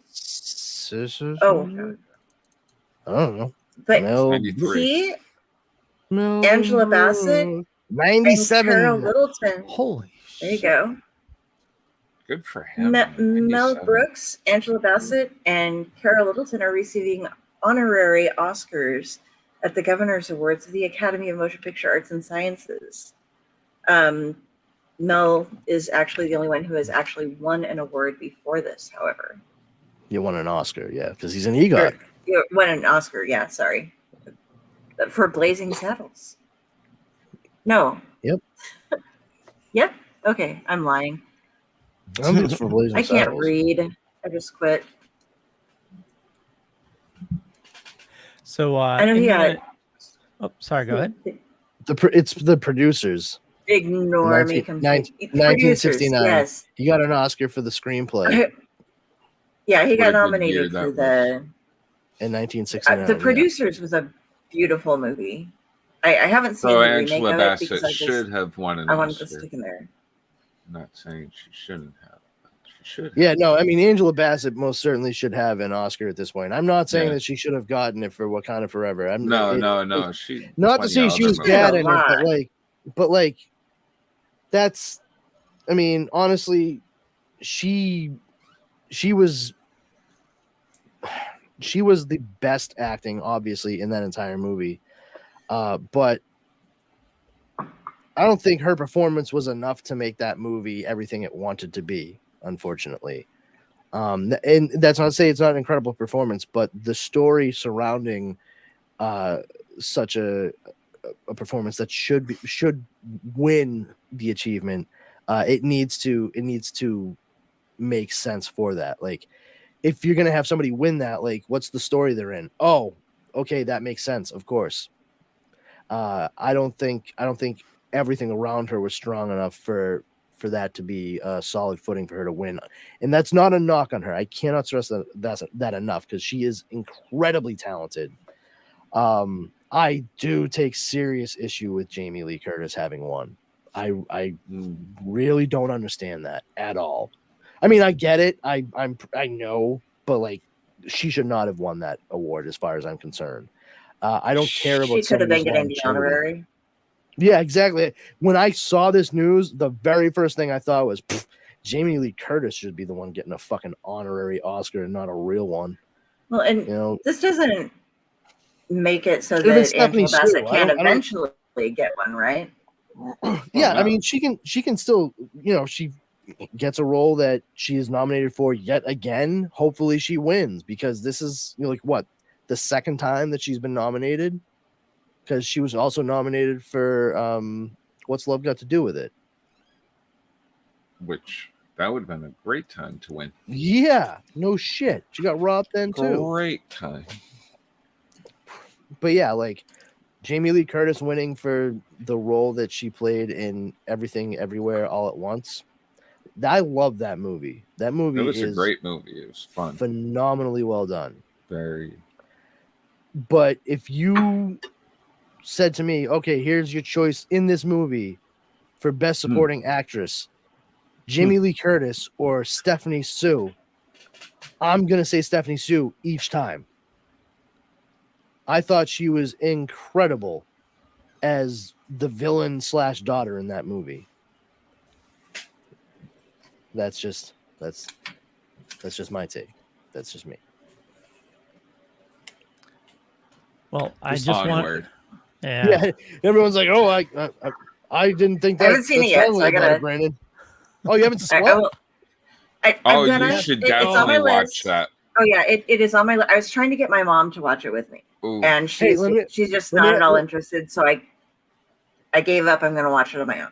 Just watch it yourself then, for real. Yeah. Let me ask you The this: story you is saw great. you saw The Flash, right, Kari? Did you see The Yes, Flash? I did. Did Yes. you see Spider-Man No Way Home? Yeah, No Way Home. That was the most recent one, right? I believe Yeah. so. With all three Spider-Men in it. Yeah. Tom Holland and yeah. When he So you saw compares him to being like a youth pastor. Doctor Strange and Yeah. all them. Yeah, I saw that. No Way Home, Doctor Octopus. Okay. Yeah. Everything Everywhere All at Once is. Oh, and have you seen Doctor Strange in the Multiverse of Madness? Yes. Good. Everything Everywhere All at Once is the multiverse movie that all of those movies want to be. Okay. Like That's what I bad. got from it. And it's infinitely better Right. because it's focused on character. Mm-hmm. That's a good point. My question for you now is the problem with me watching all of those movies and The Flash and a couple of others is that I have to spend half of my time sitting like this Oh yeah. and maybe doing I don't this know that thing. that's really going to be an issue with Everything Everywhere All at Not Once. so There's- much. That's not. Okay. There's not. It's not. It was an independent movie, so there's not like a lot of crazy CGI flashing and Okay. all stuff. So No, it's not Focused like that on at all. story and characters instead of special effects. Yeah. Okay. The one they do this one special effect where it shows Evelyn played by Michelle Yeoh, and this isn't a spoiler, but to kind of show you like how she's like kind of being pushed through a bit. And how they did it was they just took a camera and they recorded her being pulled in this chair, an office chair. She and her character sitting in an office chair, but you see it go like X amount times speed. They speed it up, and it's like one of those whoo, whoo, whoo, fast to like the closet where she speaks to like an alternate version of someone all of a sudden. But like that's probably one of the craziest special effects you're going to see in the movie, other than things just like being done practically on screen. There's no it's not bombastic in regards to what people are used to with these overly CGI saturated blockbusters, as it were. Okay, and do we have it available right now? Yeah. Okay. Yeah, I'll get on that because I really have wanted to see it. Like I said, I just gave up on Mom. She's just like, nah, I want to watch Hawaiian men's volleyball. So I'm like, okay. It's horrible. You gave up on your mother. I give up on her wanting to watch this show. There's other things she's all about, But this just trying to put a little laughter. Books. Yeah, I do love my mother. She's all about Lucifer, and she's decided that she's now because my son really enjoyed that show as well. She doesn't know. She would send me like she'd be watching the show all night, and then she'd take out her phone, pause it on her TV, rewind it, then take a video of her television over the fireplace and stuff, and stop it, and then send that to me via Facebook to be like, "Look what Lucifer just said." I'm like, "That's awesome." And I love it. She's not a tech idiot, but it was like that was one of those like really weird approaches to things that my mom took. No, I get it. I know a lot of people seem to really enjoy that show. I personally never gravitated towards it because I read The Sandman. CW. Yeah, Fox. Same shit, different smell, really. But I read The Sandman, the Vertigo comic books by Neil Gaiman, and then I read Lucifer, which was a spin-off from The Sandman by Neil Gaiman. And that series was excellent. It was so well done. It was so outstanding. And when I found out they were going to do a show, I was like, oh, okay. And they're like, but it's going to be on Fox. I'm like, okay, this could still be pretty good. And they're like, and it's going to be kind of like a procedural. And I'm like, that is fucking terrible. What on earth are you doing? You're going to turn fucking Lucifer into the Rockford Files? Get the fuck out of here. He and Mazikeen are going to go around solving crimes for the city. This is the most fucked up version of McMillan and Wife I've ever seen. Oh my God. But Mazikeen and the little girl and Halloween is one of the fucking best episodes of television I have ever seen. If you say so. Yeah. I right there, like 15 feet from me is every single edition Sandman comic in existence, or that was printed, not in existence. You know what I mean? Like on the other side of that door. And I love the Sandman, but I did not read Lucifer as a series by itself. But I was really impressed with what Tom Holland did. Not Tom Holland. The guy, he's Welsh. He's Welsh, and my mom loves him because he has a cute bum and he stands up in the hot tub. Oh, but yeah, Tom Ellis is his name. Thank you. Yeah, it got to be this weird, like nobody knows what he does. He has a cute bum, and he doesn't mind showing it. But it is a pretty decent show. If you were saying you're a big fan of Sandman, and like I am too, and I just ignored all of that existing. That's one thing you have to do. You just have to say that doesn't happen. Neil Gaiman shows up here and there and has his influence on it. But you just have to pretend that the Sandman doesn't have anything to do with Lucifer existing at all. Yeah, but I didn't want to. And that's hard to do. Yeah. I didn't want to. Like I understood. Yeah. From the outside, I was like, oh, that's what it is. No, thank you. I mean, it's like looking at a menu in a restaurant. Like, look at the options I have here. I will get this because I don't fucking want any of that. And that's the same way I looked at Lucifer. I'm like, oh, I see the ingredients and how you've mixed it all together and what's come out. Into that, I say, no fucking thank you. You do your thing. I'll do mine. You enjoy that, and I will have a couple hot dogs with French fries. I guess I don't know, but I absolutely want fine. you can change things, but still have it be based within the framework of what the story was. Have it be executed in a concurrent fashion, something that lines up, and not have it be beat for beat, and have it be effective and excellent. I just the story arc, the character arc of Lucifer throughout that series. Definitely It's so, didn't miss anything. no, I'm talking about the comic book. Oh, okay. Yeah, the character arc of Lucifer throughout the comic book series is it's amazing. It really is. You see Lucifer go through some pretty interesting changes overall, and come to some self-realization to a point, which is really saying something for a former angel that is really truly 100% convinced that he is right and God and everyone else is most definitely wrong. And for him to be like, maybe I shouldn't have done or said this, is like a quantum leap in responsibility in that regard for Lucifer. But like, to take all that and kind of just get base elements and remix it and repackage it as like a procedural on Fox network television. You know, like I said, it could have been a network show and still worked very well. I feel like Constantine was a show on NBC. Oh my God. Talk that- about a show that got canceled. Yeah, was done very well, and Very it's good. unfortunate that it was on NBC because that's really the reason why it got canceled. They fucking paired it with Grimm, which was just way too much of the same kind of thing for 2 hours straight.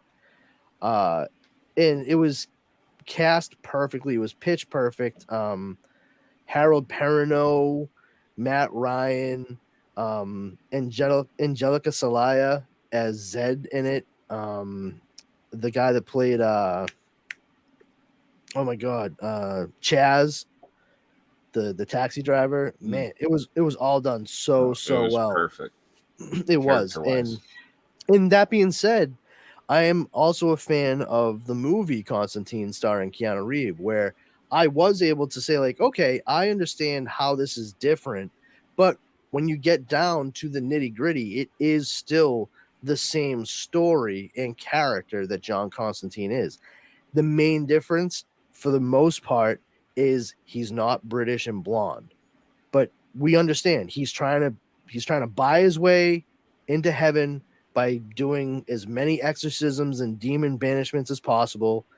We see that he has a firsthand experience of the world behind the veil, and seeing outright, like, faith and knowing are two completely different things, and he has knowledge, not faith.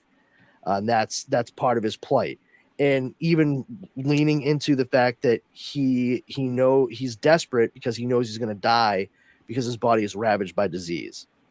Like, that all touches upon the core character components and important story beats at certain points in the Hellblazer comic books.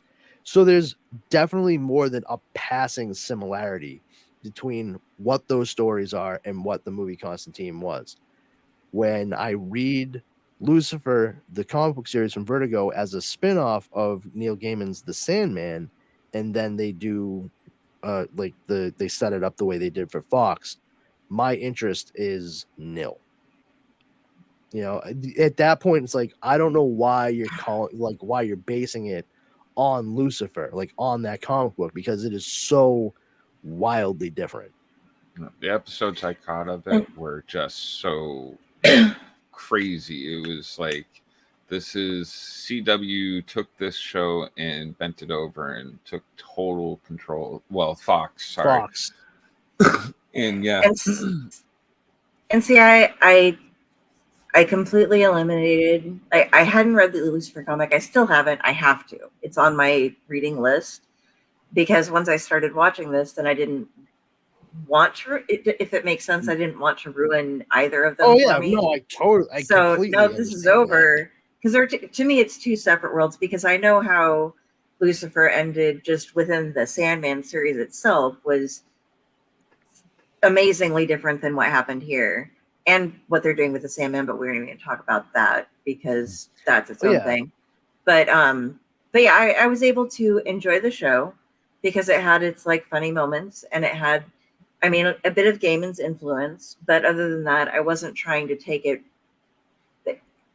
It can be its own standalone if, once again, like you were saying, you aren't invested in the character. You can like stuff that I deeply, don't like like. a lot of people are. Absolutely. I mean, if you listen, I'm not disparaging. I'm not disparaging the show. I'm not saying it's the loosely based on type of thing. I'm just saying, for me personally, in all I'm saying is like I understand that they took components and they threw it in. And they're like, oh, so we based on the comics. Like, okay, yeah, so he's Lucifer Morningstar. There's Mazikeen. He runs a nightclub. All right. And that's where like the divergence begins. You know, there's so much more nuance and big, weird, otherworldly cosmic stuff that happens in the comic book series that I most certainly, having not seen a single episode of the show from Fox, can probably guarantee that there's not necessarily a whole hell of a lot of that going on throughout the show. It's a much more intense, procedural type of show than I've seen before. But you ever seen iZombie? Oh, I love that show. All right, it was a remake of that. Oh, to me, it was very detective. Just instead of iZombie Girl, it was him in that role. I mean, I thought iZombie was actually very clever, especially for kind of turning the zombie genre thing on its head. You know, instead of being mindless zombie, this, that, and the other thing, like, you know, and leaning into the tropes and poking fun at all the other stuff that you've seen in different shows and movies. I like how she used her ability to like kind of eat brains and become like take on characteristics of the people whose brains she ate. As a way to try to solve like their murders and things like that. And she was a doctor and this happened to her. And now the only job she can get is at the morgue. That way she can get access to somebody's brain. And it keeps her from becoming decrepit as a zombie, which they refer to as Romero's. And there's probably more puns in that show. I per just got fucking that. minute. Took me a second. Oh, really? Yeah. That was like Romero. Oh, sure. Yeah. I love but the puns that take place, the cutaways, before they go to commercial and like when they come back or they go to a different scene, like it's like a comic book page in panel, and it always has some kind of, you know, label to it, and it's usually very, very punny. Even the butcher shop that the fucking bad guy had, David Anders played him. I can't remember the character's name, but blonde. He was on Heroes season 2. I was talking about Heroes the other day.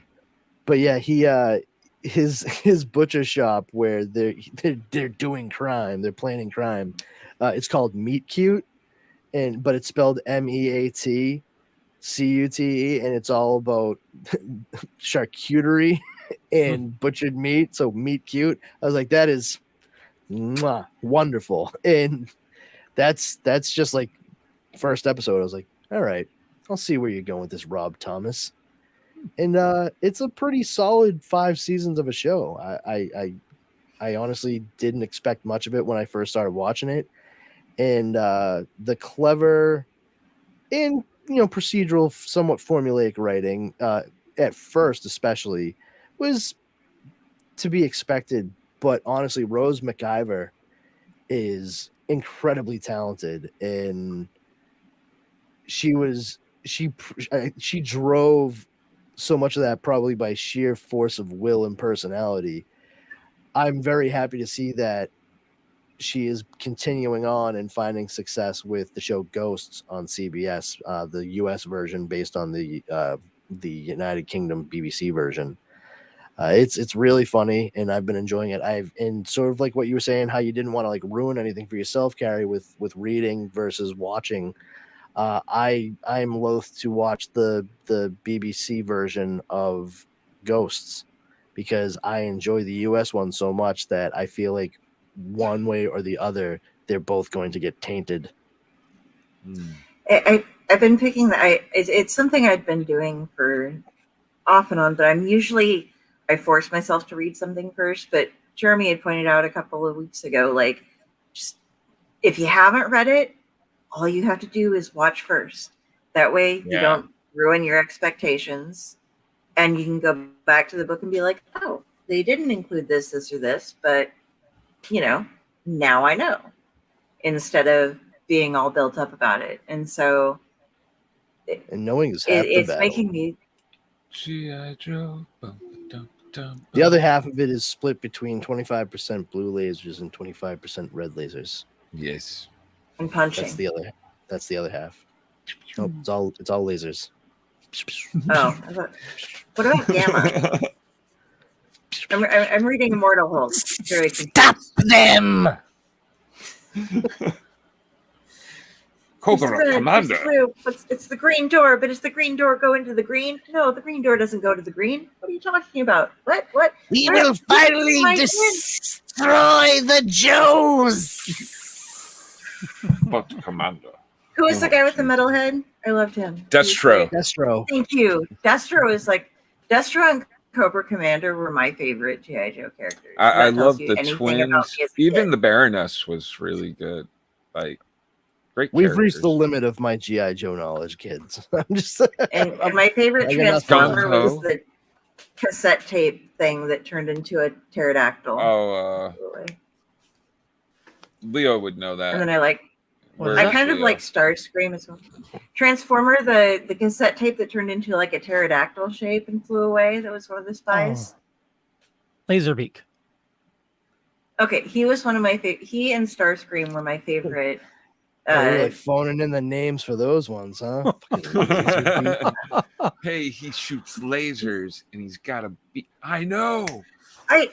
So I read Avengers No Surrender the other night, and when he introduced the Stark scream, I had to give a little bit of a golf clap kind of thing there for that, because that was, it totally didn't have to happen. But they made one panel just so they could say that, and I was happy. I'm not even a Transformers fan. Yeah, same here, man. I'm like, oh, Brandon, what do you think about Transformers? Oh, I don't. How can you not? It's very easy. I love the original cartoon movie and the original cartoon. Anything past that? No, I agree with you. Seth, I love you, but my totally stepbrother G1. wouldn't let me play with any of the toys, and I was a girl, and nobody would let me have the toys. And then by the time I was able to afford them, I could buy comics because I had my own job, and the comic book shop was right over there. And I was like, should I buy comics since I've been reading since I was 4, or should I go buy a plastic toy that back in those days we didn't think of collecting? That my stepbrother will take from me and hide somewhere. So I bought comics instead. Word. But yeah, going over everything. You know what else I did that was right beside that comic book shop? I played fucking Mortal Kombat because it wasn't like an arcade. There were like I'm sure they are doing that there now though. Because it's Nebraska, right? Isn't that like the third favorite activity? Yeah, pretty much. It's like husking corn, watching the corn huskers, and meth. Yes. We used to be the bug eaters. My apologies to you and the other 6 people in Nebraska watching this. Yeah, no, there's a fucking lot of meth going on here. It does happen. It's usually in Grand Island, which is a bit further down I-80. But Jesus, yeah. So I played a lot more. What meth does to you. What was that, Leo? What was that? I mean, didn't we bring up meth yesterday? Yes. Probably. I forget on what? It was I was talking about the barn that blew up. Oh yeah, that's right. Yeah. They had. Sorry about that blowing up barn. We were our Sudafed. Oh my god. What? This is how. Yeah, a lot of us got chronic sinusitis, and we find that the best way to clear them is if we We boil the Sudafed and add a couple of other chemicals and kind of like let it harden after a set amount of time, and we filter it. And what? Then you swallow it? In a way, like kind of like we definitely put it up to our mouths. I'll tell you that. There may be some kind of like I don't know, like apparatus and a flame involved. I don't want to say smoke it. I've But I'm gonna have salt to. the Yeah, we light smoke bulb and it. you spin it around a bit, and then It's just if anybody asks, it's smokable Sudafed. Okay, just so you have to go to Brandon. shop class. Brandon, we need to ask, like, why do you know so much about that? oh, I'm sorry, I'm the only person here that's watched Breaking Bad. Fuck you, Leo. Oh, this is a Yeah, fun drug story science, for bitch. Nebraska. One of my friends once, and this is back in the not so good old days. Like they were really fun, but I don't remember that much of them. And this is Nebraska intelligence for y'all.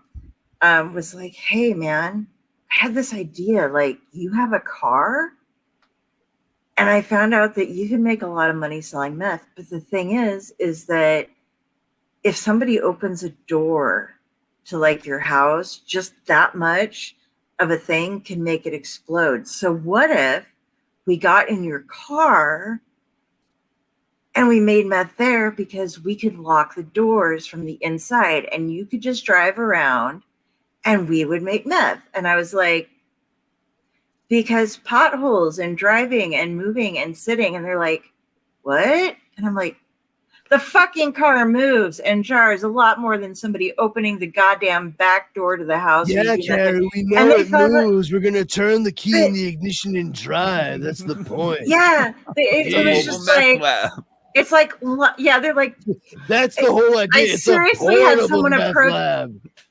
yeah, I We're gonna seriously had we're somebody already approach branded me and all the try to bags like we're selling it convince in. We're me. calling ourselves mobile meth. We'll drive away from. Apparently, the 2 other explosion. people had turned them down without explaining to them why they turned them down. They're like, they're I mean, just at that pussies. They don't want to point, be isn't involved in a explain- meth lab. I'm like, it's because science. Because Well, I mean, wow, explaining it you to them could at go that and point, smoke that's a more sunk coke, cost in dude. and of But itself. Like, why explain it to them? Like- Yeah, that would probably hurt. Yeah, and more to the point, like explaining to them, are you helping humanity? True. Also, yeah. And the weird thing is, none of them actually did meth. natural selection.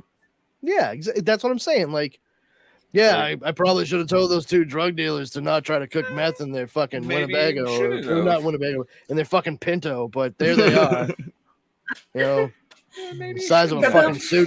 cabin. Oh yeah, is that you think that's why the car blew up? Oh, it's absolutely why the car blew up and they died a horrible fiery death. So you're saying you probably could have prevented it? Yeah, but I probably also just prevented a lot of other people dying from them selling the fucking meth that they wanted to make. So, you In their know, Pinto. real classic trolley problem scenario. I chose to fucking kill one person to save 5.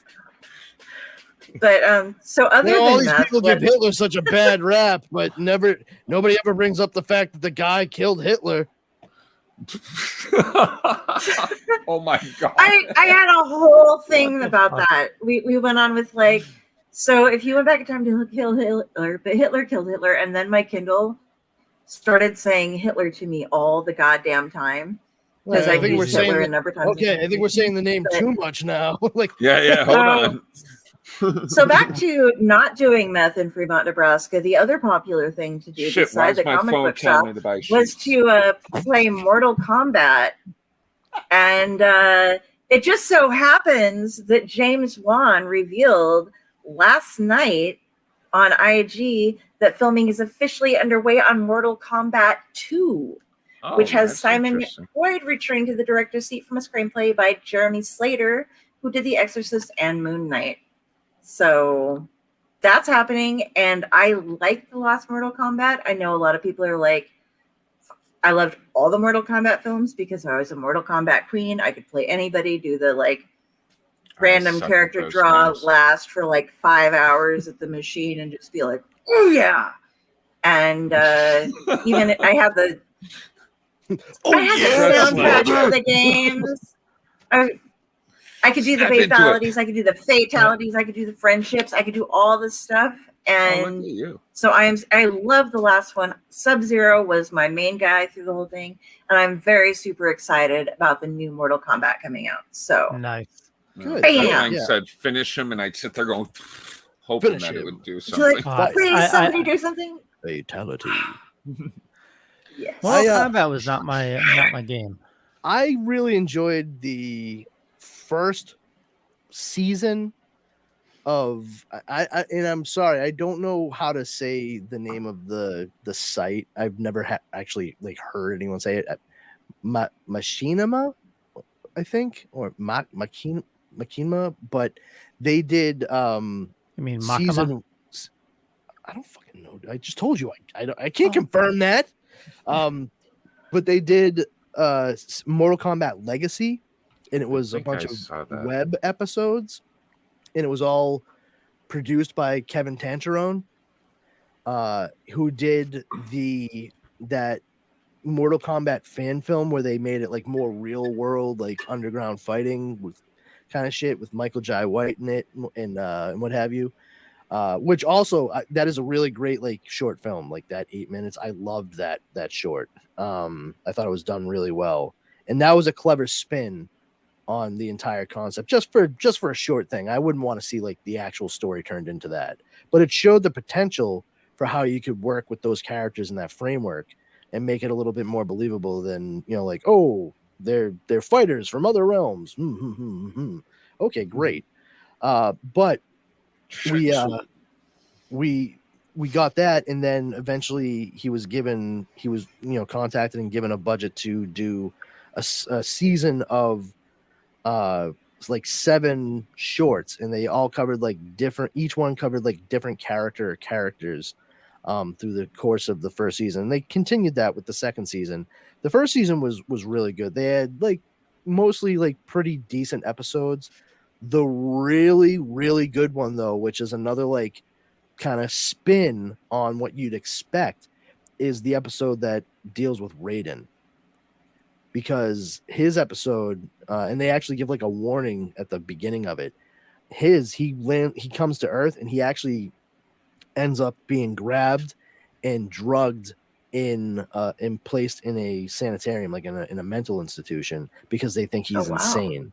And they have him so drugged like up to his tits that he can't focus enough to like make a connection to other realm or use his powers. Nothing. He's just drooling all over himself. And there's a young girl there who's been admitted because she was there for attempted self-harm, and she kind of like starts trying to help the guy. She notices like he's kind of struggling, and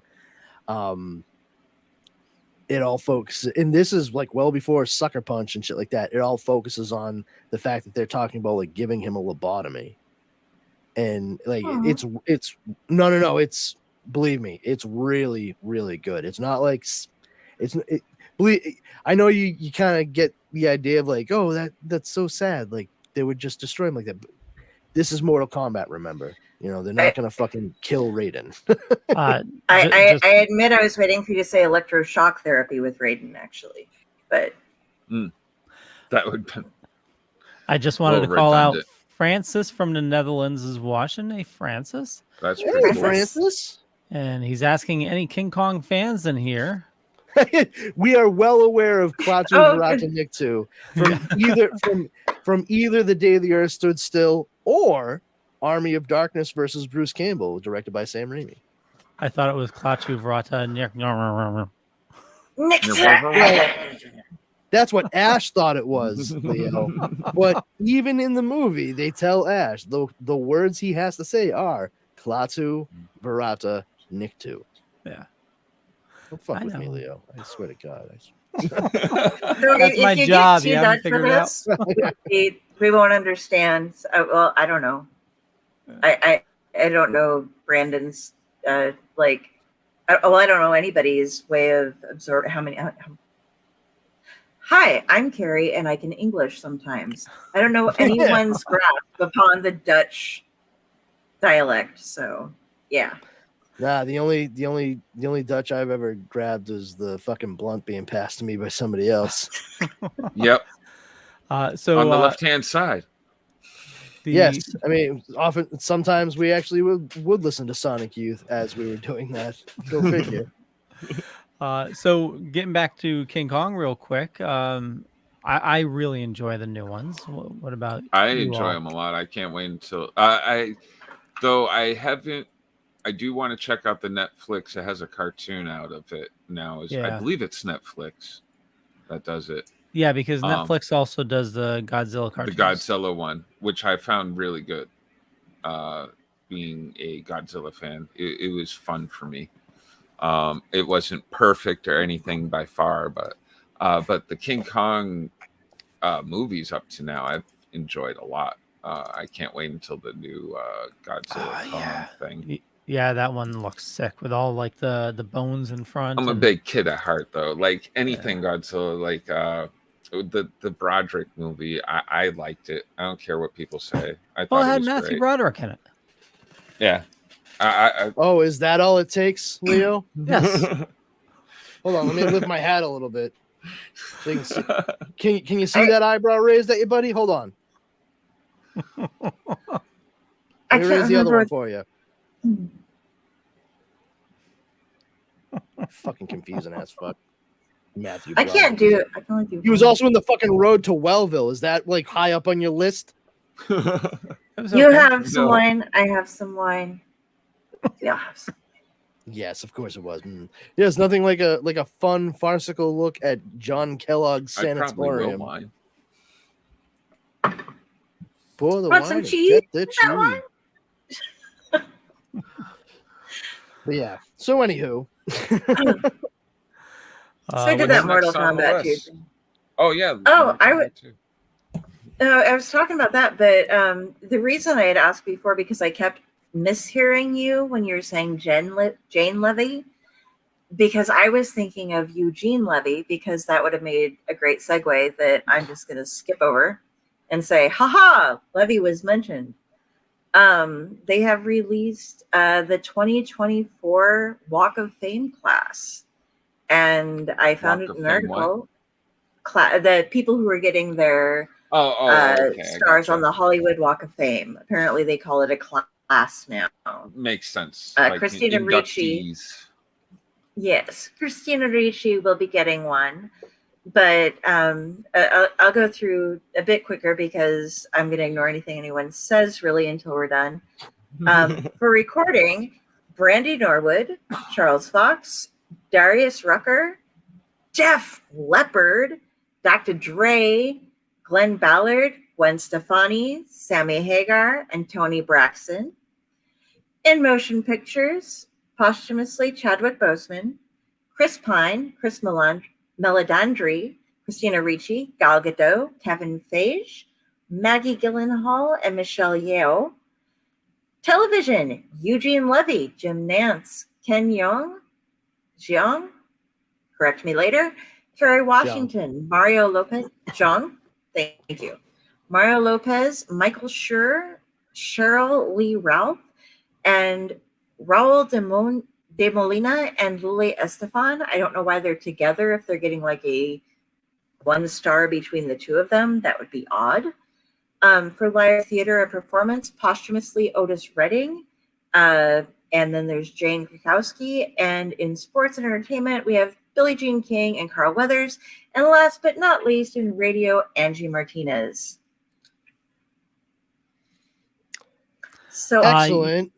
What a fantastic way to list a group of people as the class for Walk of Fame, when really it's a list of people who finally have enough money to pay for a star on the Walk of Fame.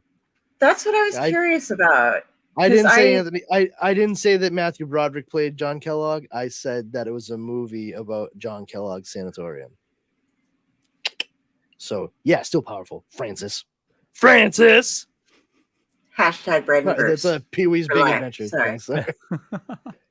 Have some gum. Good morning, breakfast. We're closing on 2 hours, so we should start to wrap things up. So we'll end it all good, with Francis. All good. we'll end things on, and I know we all have been waiting for this, but Barbie's Malibu Dream House is now back on Airbnb, and actually it's back down now. I'm sorry. Wait, what? Just like since you started that sentence, I'm so fucking so They confused. said you couldn't even start entering it until July 17th. Yeah, apparently it says coming soon, but yeah, it's Come on, Barbie, Oh. let's go party. and Ken's hosting. Yes, and there's no price. It's free because Ken doesn't know anything but beach. Ken doesn't know how to Barbie's world. house.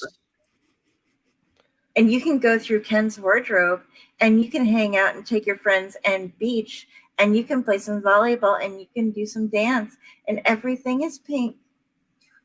I never played with Barbies. I used to like tie them up suspended in like That my would count closet, as- but we that won't would count talk as about that. playing with them, but Does just that a count? different type Okay. of play.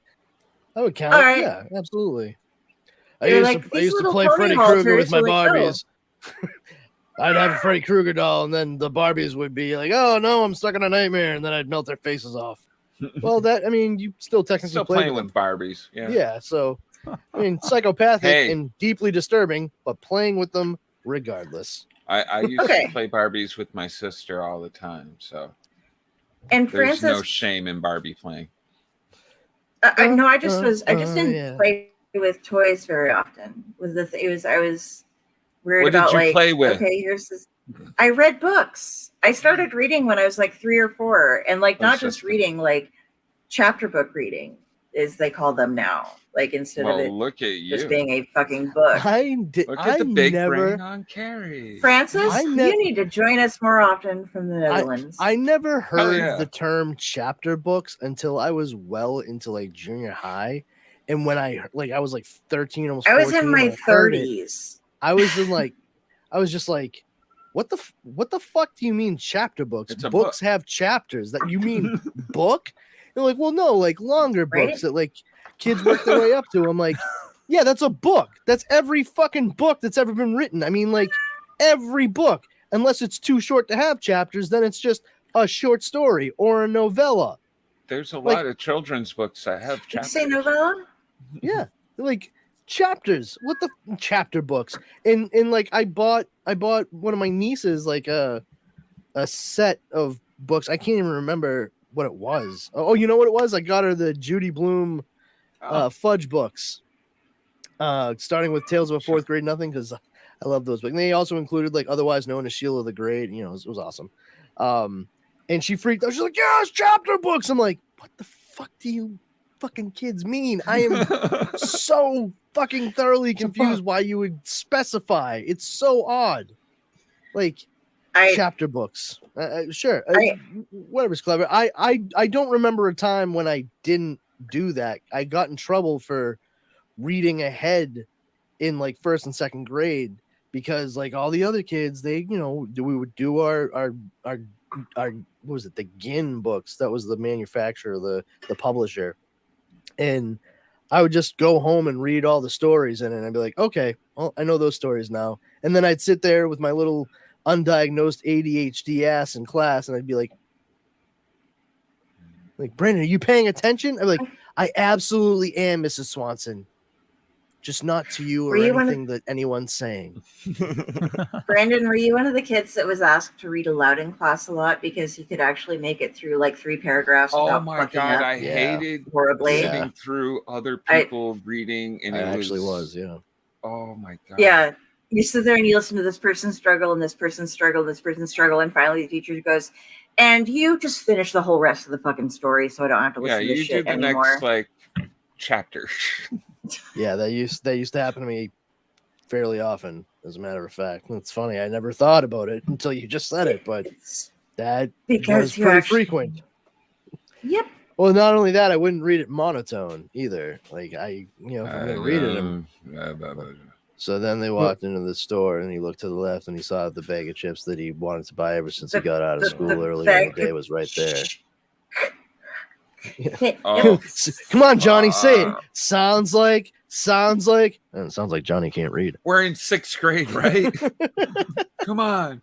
We can get through a book. You can do this. My cousin, like, my mom's cousin, when I was like 3 or 4, was like, they're like, Kari can read, and they're like, oh, sure she can. No, she's just memorized the books that you've read to her. And she like grabs this book and hands it to me, and she's like, okay, read me the first page. And I open to the literally first page. Read whatever the fucking title is. Copyright 1990 whatever by this publishing house. Like, okay, she can read. Nice. Yeah. But well, I don't know. It's just it's not the other kid's fault. It's or an anything. it's an odd distinction to make. You know. But I hey, guess what as long as they're fucking reading, who gives a shit, you know? If your kids are into Beatrix Potter fucking Peter Rabbit style books, then buy the fucking Beatrix Potter collection. If your kid's into comic books, buy them fucking comic books. If they like Judy Blume, get them fucking, Super Fudge and Tales of a Fourth Grade Nothing. If they like creepier or sci-fi stuff, get them some Bruce Coville, My Teacher is an Alien, or The Monster Ring kind of shit, No. So one thing I fought with teachers for my kids, they'd be like, "Oh, your kids can't watch or read books about video games." I'm like, "Why not? If that's what they like to read, let them read it." We were talking about Mortal Kombat earlier. The novelization of Mortal Kombat was fucking amazing that I read when I was in like 7th grade or whatever, and it kicked the shit out of every live action version of that goddamn story I've seen. If they followed what was done in that novelization, they'd have a hit movie. I need to find that Good luck. because I am very interested in that. It's like $100 for the paperback copy. So Well, I need to save up for that. So yes, save your shekels For Mortal Kombat. I got some. We've been going back to the casino, so I will save my winnings and set them aside. So you got your eye on anything? got Yeah, paperback Mortal copy of the Kombat. movie novelization of Mortal Kombat from 1993. Ooh. One of my Oh, favorite books. I can't remember the name of the video game. It was so good. It was a Find Your Own Way book, though. It was like Blaster Choose Your Own Master. Adventure. Oh, Oh, Very cool, book. It was so good. the So game good. was good too. Yeah, it was. Jenny, I was going to bring up Five Nights at Freddy's since they have a thing going on, but there was such a fucking weird cult of Five Nights at Freddy's people that were like being really weird to us before that. I can't. I've never played the game. I haven't watched the thing, but just seeing it makes me go, okay, I'm backing off, because people get really insane about that game. Like, not everybody, but some people, and some people get weird about everything. But I was personally exposed to some FNAF cultists, and it was very terrifying. Five Nights at Freddy. Yeah. okay. Thank you very much for that. Because Sorry, I a thought, second. I honest to God was like, oh no, I've been watching too many Matrix videos, and I think there was a glitch. Something just happened. FNAF. Was there a fucking the cat that ran FNAF, by me? the- I don't have a cat. Why is there a cat in my house now? Oh, that's the glitch. Something changed. There's gonna like be bricks behind my fucking window when I open the curtains or something. Like, oh no, Yes. the agents know I'm here. They trapped me in the house. It's like Yes, we shooting do fish in a pick and- barrel. We do pick and choose our friends, and the Five Nights at Freddy's people were not friends for a while. So it was like, I'm just gonna leave that out of the news. We don't need to talk about that. But they are like, they've released some stuff. There's a movie coming out, and they've released some of the character stuff, and it looks pretty good for if you're like in a haunted Chuck E. Cheese. Is how I'm gonna compare it. I've never played the game or done stuff because I've been off put by it because my first experience with them was really One of my strange. kids liked it, but not enough that I had any reason to look too much into it. It had been mentioned here and there, but nothing that was like, oh my God, I need to buy all the Five Nights at Freddy books or anything like that. So I'm sure they just played the game. What if I told you, Neo, that Morpheus never actually asked, "What if I told you" in the Matrix? What? He doesn't say that fucking line at all in the movie. It comes from a meme, and people are stupid. No, I know he said it in that movie. Okay, sure. And that you watched the Matrix right after you rewatched Shazam starring Sinbad for the 5th time at home. Like you watched that, then went to the theater to watch The Matrix. Heard Morpheus say that, and it's everybody else that's wrong because the universe decided to fold in on itself and change what you know. Right. Yeah, that's not an incredibly self-centered point of view whatsoever. Well, I mean, I don't watch half the movies anymore. My entire view of the MCU and the DCU. I was and gonna Matrix. I was gonna make a Bernstein Bears reference, but I love the It's- Bernstein please Bears. do. It's Berenstein. Berenstain. Berenstein. Stein. It Fucking has always Stein. been It's always been Berenstain. I remember specifically as I a watched child. the cartoon. In your a lot universe, with it my has been. kids. No, Okay, Leo, listen. you're in the listen, same universe as I am because Cousin you Freddie. remember the same Muppets remember video with Okay, the head floating around for I Ain't Got No Body for here's the David Lee thing. Roth. Here's the thing. Everybody who says they remember all these fucking things that they're definitely, changed and yada, yada, yada. They come from so many people that at the point in time where they're talking about these things that occurred, they were incredibly young. Brains and minds still developing. Not really being as socially aware or conscious at that point as they are now. Okay? Not really privy or even able to understand what world events were. Nothing like that. Who actors were for the most part. So they remember seeing something or hearing something, and through the filter of themselves and the passing of time, it's very easy to misremember. And a lot of people are like, well, why do we all remember the same thing? It's like, well, it makes sense when so much, especially within like the American culture, regardless of like class, status, nothing like that, we are all exposed to the same television shows and movies and what have you. Like, regardless of the experiences of how much a family's income may dictate how they live, we're all still consuming a lot of the same things. So it stands to reason that the experience of entertainment and information that we were bombarded with from day one was all going to cause some of the same discrepancies because everyone was developing along the same lines. It's very easy for that to happen. It's mimetic theory. That's not an unheard of thing. I've had things that I could have sworn I remembered as a certain way, and then I've looked at them like, oh, I remember that a completely different way, but I see how I thought differently about it, and this is obviously how it happened. Now, the reasonable response to that, which I had, was I misremembered it. I was wrong. The absolute batshit fucking insane response to that is, oh, that's not how I remembered it. This is a different universe. I'm not in my correct universe. What a fucking bunch of assholes. I get where you're coming from, and I do follow your train of thought, and I believe in that. I do like to joke about it because I have certain things that I remember a certain way, and I'm sure I made up along the way because my dream world is fucking insane. And I've believed things that I have dreamt for like years and then realized like, oh, that wasn't actual reality. But I already know. I think it's fun to jump into some of them. Yeah, I just know that it's my fucking med box, Yeah, right. I just know that my Boba Fett. Never mind.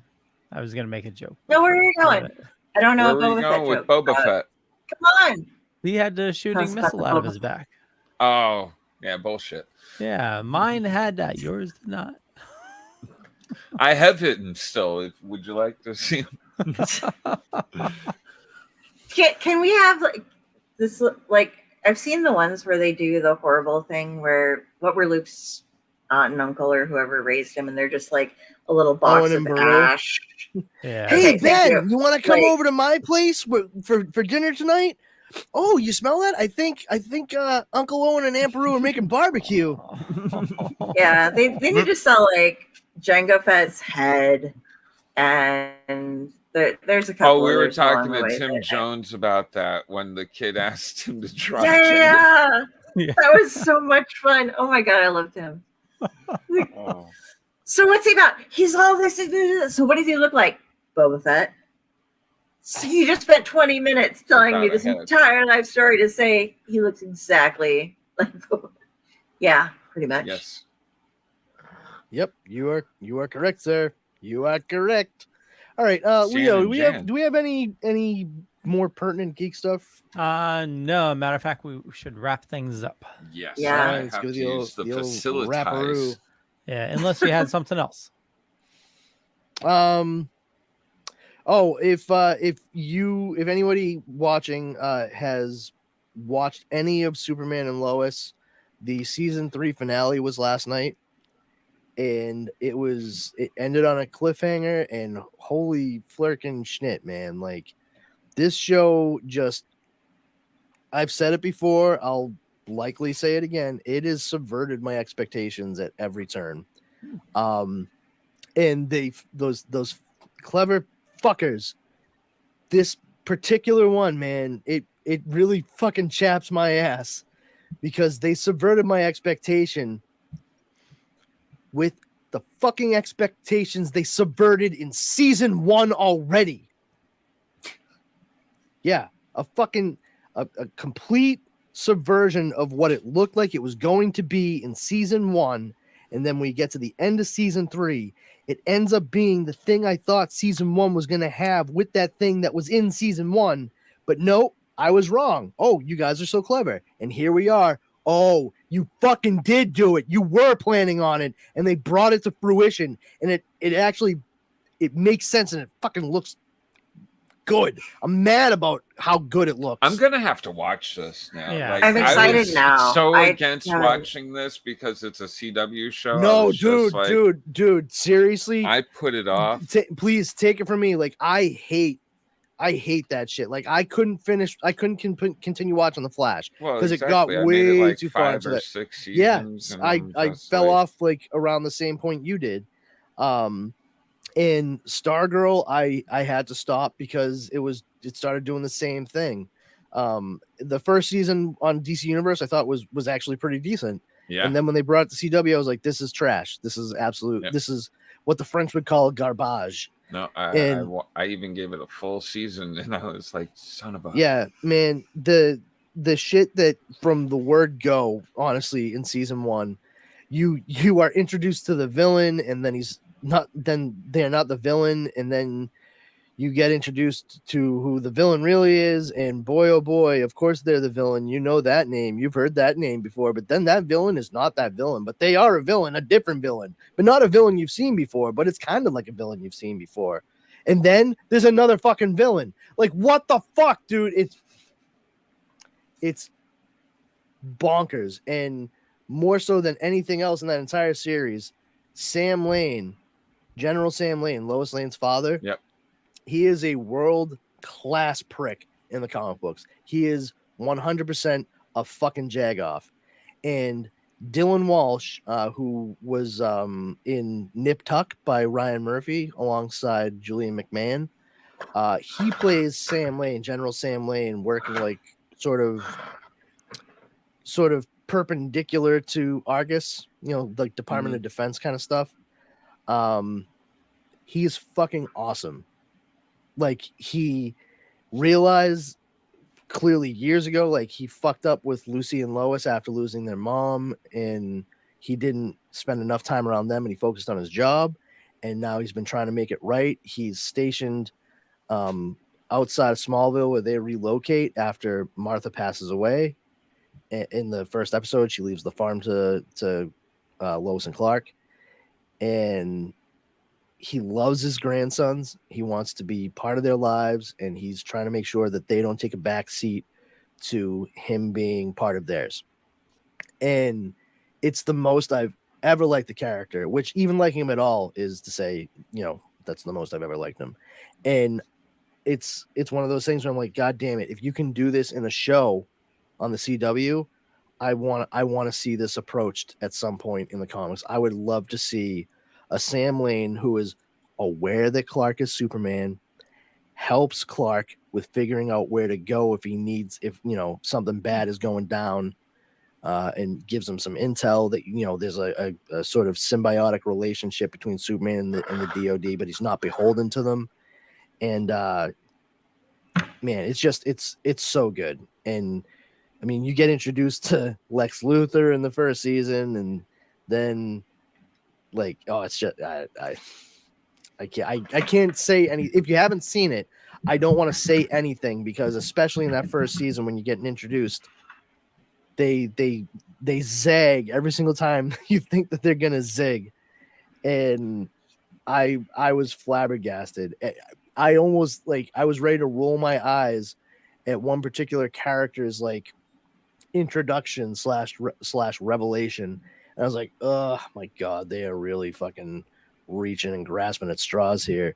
And then the character fucking really worked, and it made a lot of sense, and it actually gave more dimension to who Lara and Jor-El were on Krypton well before Kal-El was born. It's incredible. I highly recommend it. It's there are a lot of people that are upset about how the CW / Arrowverse was done away with. Superman and Lois is not part of that. No. And honestly, part of the reason I think they might be a little upset is because the writing and execution of 90% of this show is better than 100% of the CW Arrowverse shows. That's not hard to get past. Most of them, once they got past their first season, were just watch, rinse, repeat. Sorry. Say that again, Kari. Oh, I think it would be really fun to have more comic books, or maybe I don't go with shows, because you have to have something established first, because shows kind of just, like you're saying, go off on their own. But have an established universe for people who are superhero adjacent, who get to go through all this stuff without doing the superhero thing, but their lives are constantly affected by them. They just don't. Did you see what was that DC Powerless? One? Yeah. Oh yeah, Powerless was really good. You literally just described. You literally just described the sitcom Powerless on NBC. It was so good. What's his name? Alan Tudyk. Yeah, Alan Tudyk. Alan Tudyk. When one dick won't do. Yep, get them both. Kari, it's a short watch, and it is available. Yeah. Okay. Okay, I will check it out. They work at Wayne Enterprises, and for Bruce Wayne's cousin Van technology. Wayne. Yeah. Yeah, I've been thinking the night of one of my favorite Ghost Riders is when Madcap and Ghost Rider meet up, and there's the penance stare versus the whatever Madcap's stare that drives everybody crazy is. And it would be fun if there was a secret stare, and you got to have somebody cast make somebody tell the stories of their past, but you hear secrets from superheroes or something like that, but nothing that really has to do with their superheroism, just stories that were normal things that happened to them, and seeing the actual life moments. The unfortunate thing about that is not a lot of people out there want to see. Yeah, they don't want to see a bunch of talking heads about things that happen whilst cool action-packed superhero stuff is happening nearby. That's not really what most people are going to tune in for. However, if you were going to do a series, a television series predicated upon sort of a similar idea, you'd probably be interested in Dial H for Hero. That would be probably one of the best things you could make into an anthology type television series for superheroic stuff within the DC universe. It's all about a mystical dial, like a rotary kind of dial looking thing. And when you dial it, you turn it, and dial H for Hero, you put the combination, does a different combination each time it's dialed. When it comes all the way back into the cradle, the person who did it, they turn into a superhero that the dial manifested, a new one, someone that no one's ever really seen before or anything, along with their powers and kind of character traits, their personality traits. And I believe it lasts for 24 hours. but a person can continuously use the dial, so they can hit the dial again each day. And it's something that definitely could lend itself to, numerous people in different places coming across the dial. Like that is your narrative device, and it always ends up out of the hands of the person that used it in the episode by the end of it, and then Bill Bixby's itself into another fucking town somewhere so somebody else can find it and do the same thing next week. That would probably be one of your best bets, and you can get like a fun, creepy edge to it as well as just like the straight up superhero stuff. But all that aside, let's just leave it at check out Superman and Lois, and we'll fucking wrap it up. Sounds good. I want to thank everybody for watching this fine evening. For me, you know how to find me. Just Google me. I do a bunch of stuff here on the Dorkening Podcast Network. I run a Dorkening Podcast Network. Head on over to thedorkening.com. You can learn more. Every Tuesday, we do Splash Pages. And then Wednesdays is Midweek Geeks and also Token With. And I do a couple other shows with this fine gentleman and powerful Brandon.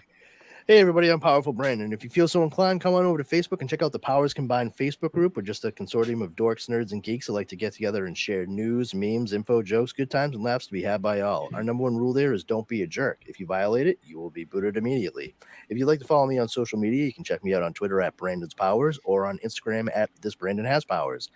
And in addition to this show every week on Wednesday at 9 o'clock p.m. Eastern Standard Time, you can find me on two shows that switch off every Sunday. The first is The Dork Night, which I do with Leo Pond and our friend Justin Cooper. We discuss all things Batman. It's a lot of fun. They are two giant Batman fans, and I am someone that likes to fucking poke holes in their sails so all the wind just flies right out of them constantly. If I hear one more fucking thing about how it makes sense that Batman can fly through space, I'm gonna lose my shit. In juxtaposed with that, on every other Sunday, we also do a podcast called Comics Paradox Podcast, in which we talk about different types of alternate reality stories, such as what ifs from Marvel or Elseworlds from DC Comics. We'll also be covering alternate reality tales like story arcs such as Armageddon 2001 from DC or House of M from Marvel, just slightly skewed takes on the reality that you may already be familiar with.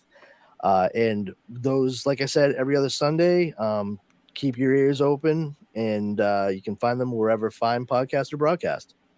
Awesome. Jar Jar. Hey, check me out every Tuesday on Splash Pages at 8 o'clock on either Facebook or YouTube. Go to YouTube. Like, subscribe, and all that stuff. And then check out Comic Book Lovers Buy, Sell, Trade, and Auction House over on Facebook. Awesome. Kari. All right, you got me here hanging out with the geeks. I love it. I'm here with Dorkening. When I'm not here, look at Kari Sanders on Facebook.com. And you can find links to the Owlite Network. We have a Jeremy over there. We have a bunch of other people over there. We have shows every Sunday starting at 9 p.m. Eastern that deal with storytelling in some way, shape, or form. And starting this Friday, we are doing alternating days of Mats and Monsters, which is a wrestling and kind of horror cryptid show that will not be this week. This week, we are doing our first episode, hopefully with Jeremy, of Tomb of the Terrible, where we watch incredibly horrible B-movies and share them with you so that you don't have to, or so that we can encourage you to if they're just bad enough to be good. What? Awesome. With that, we'll catch you later. Bye. Bye, everybody.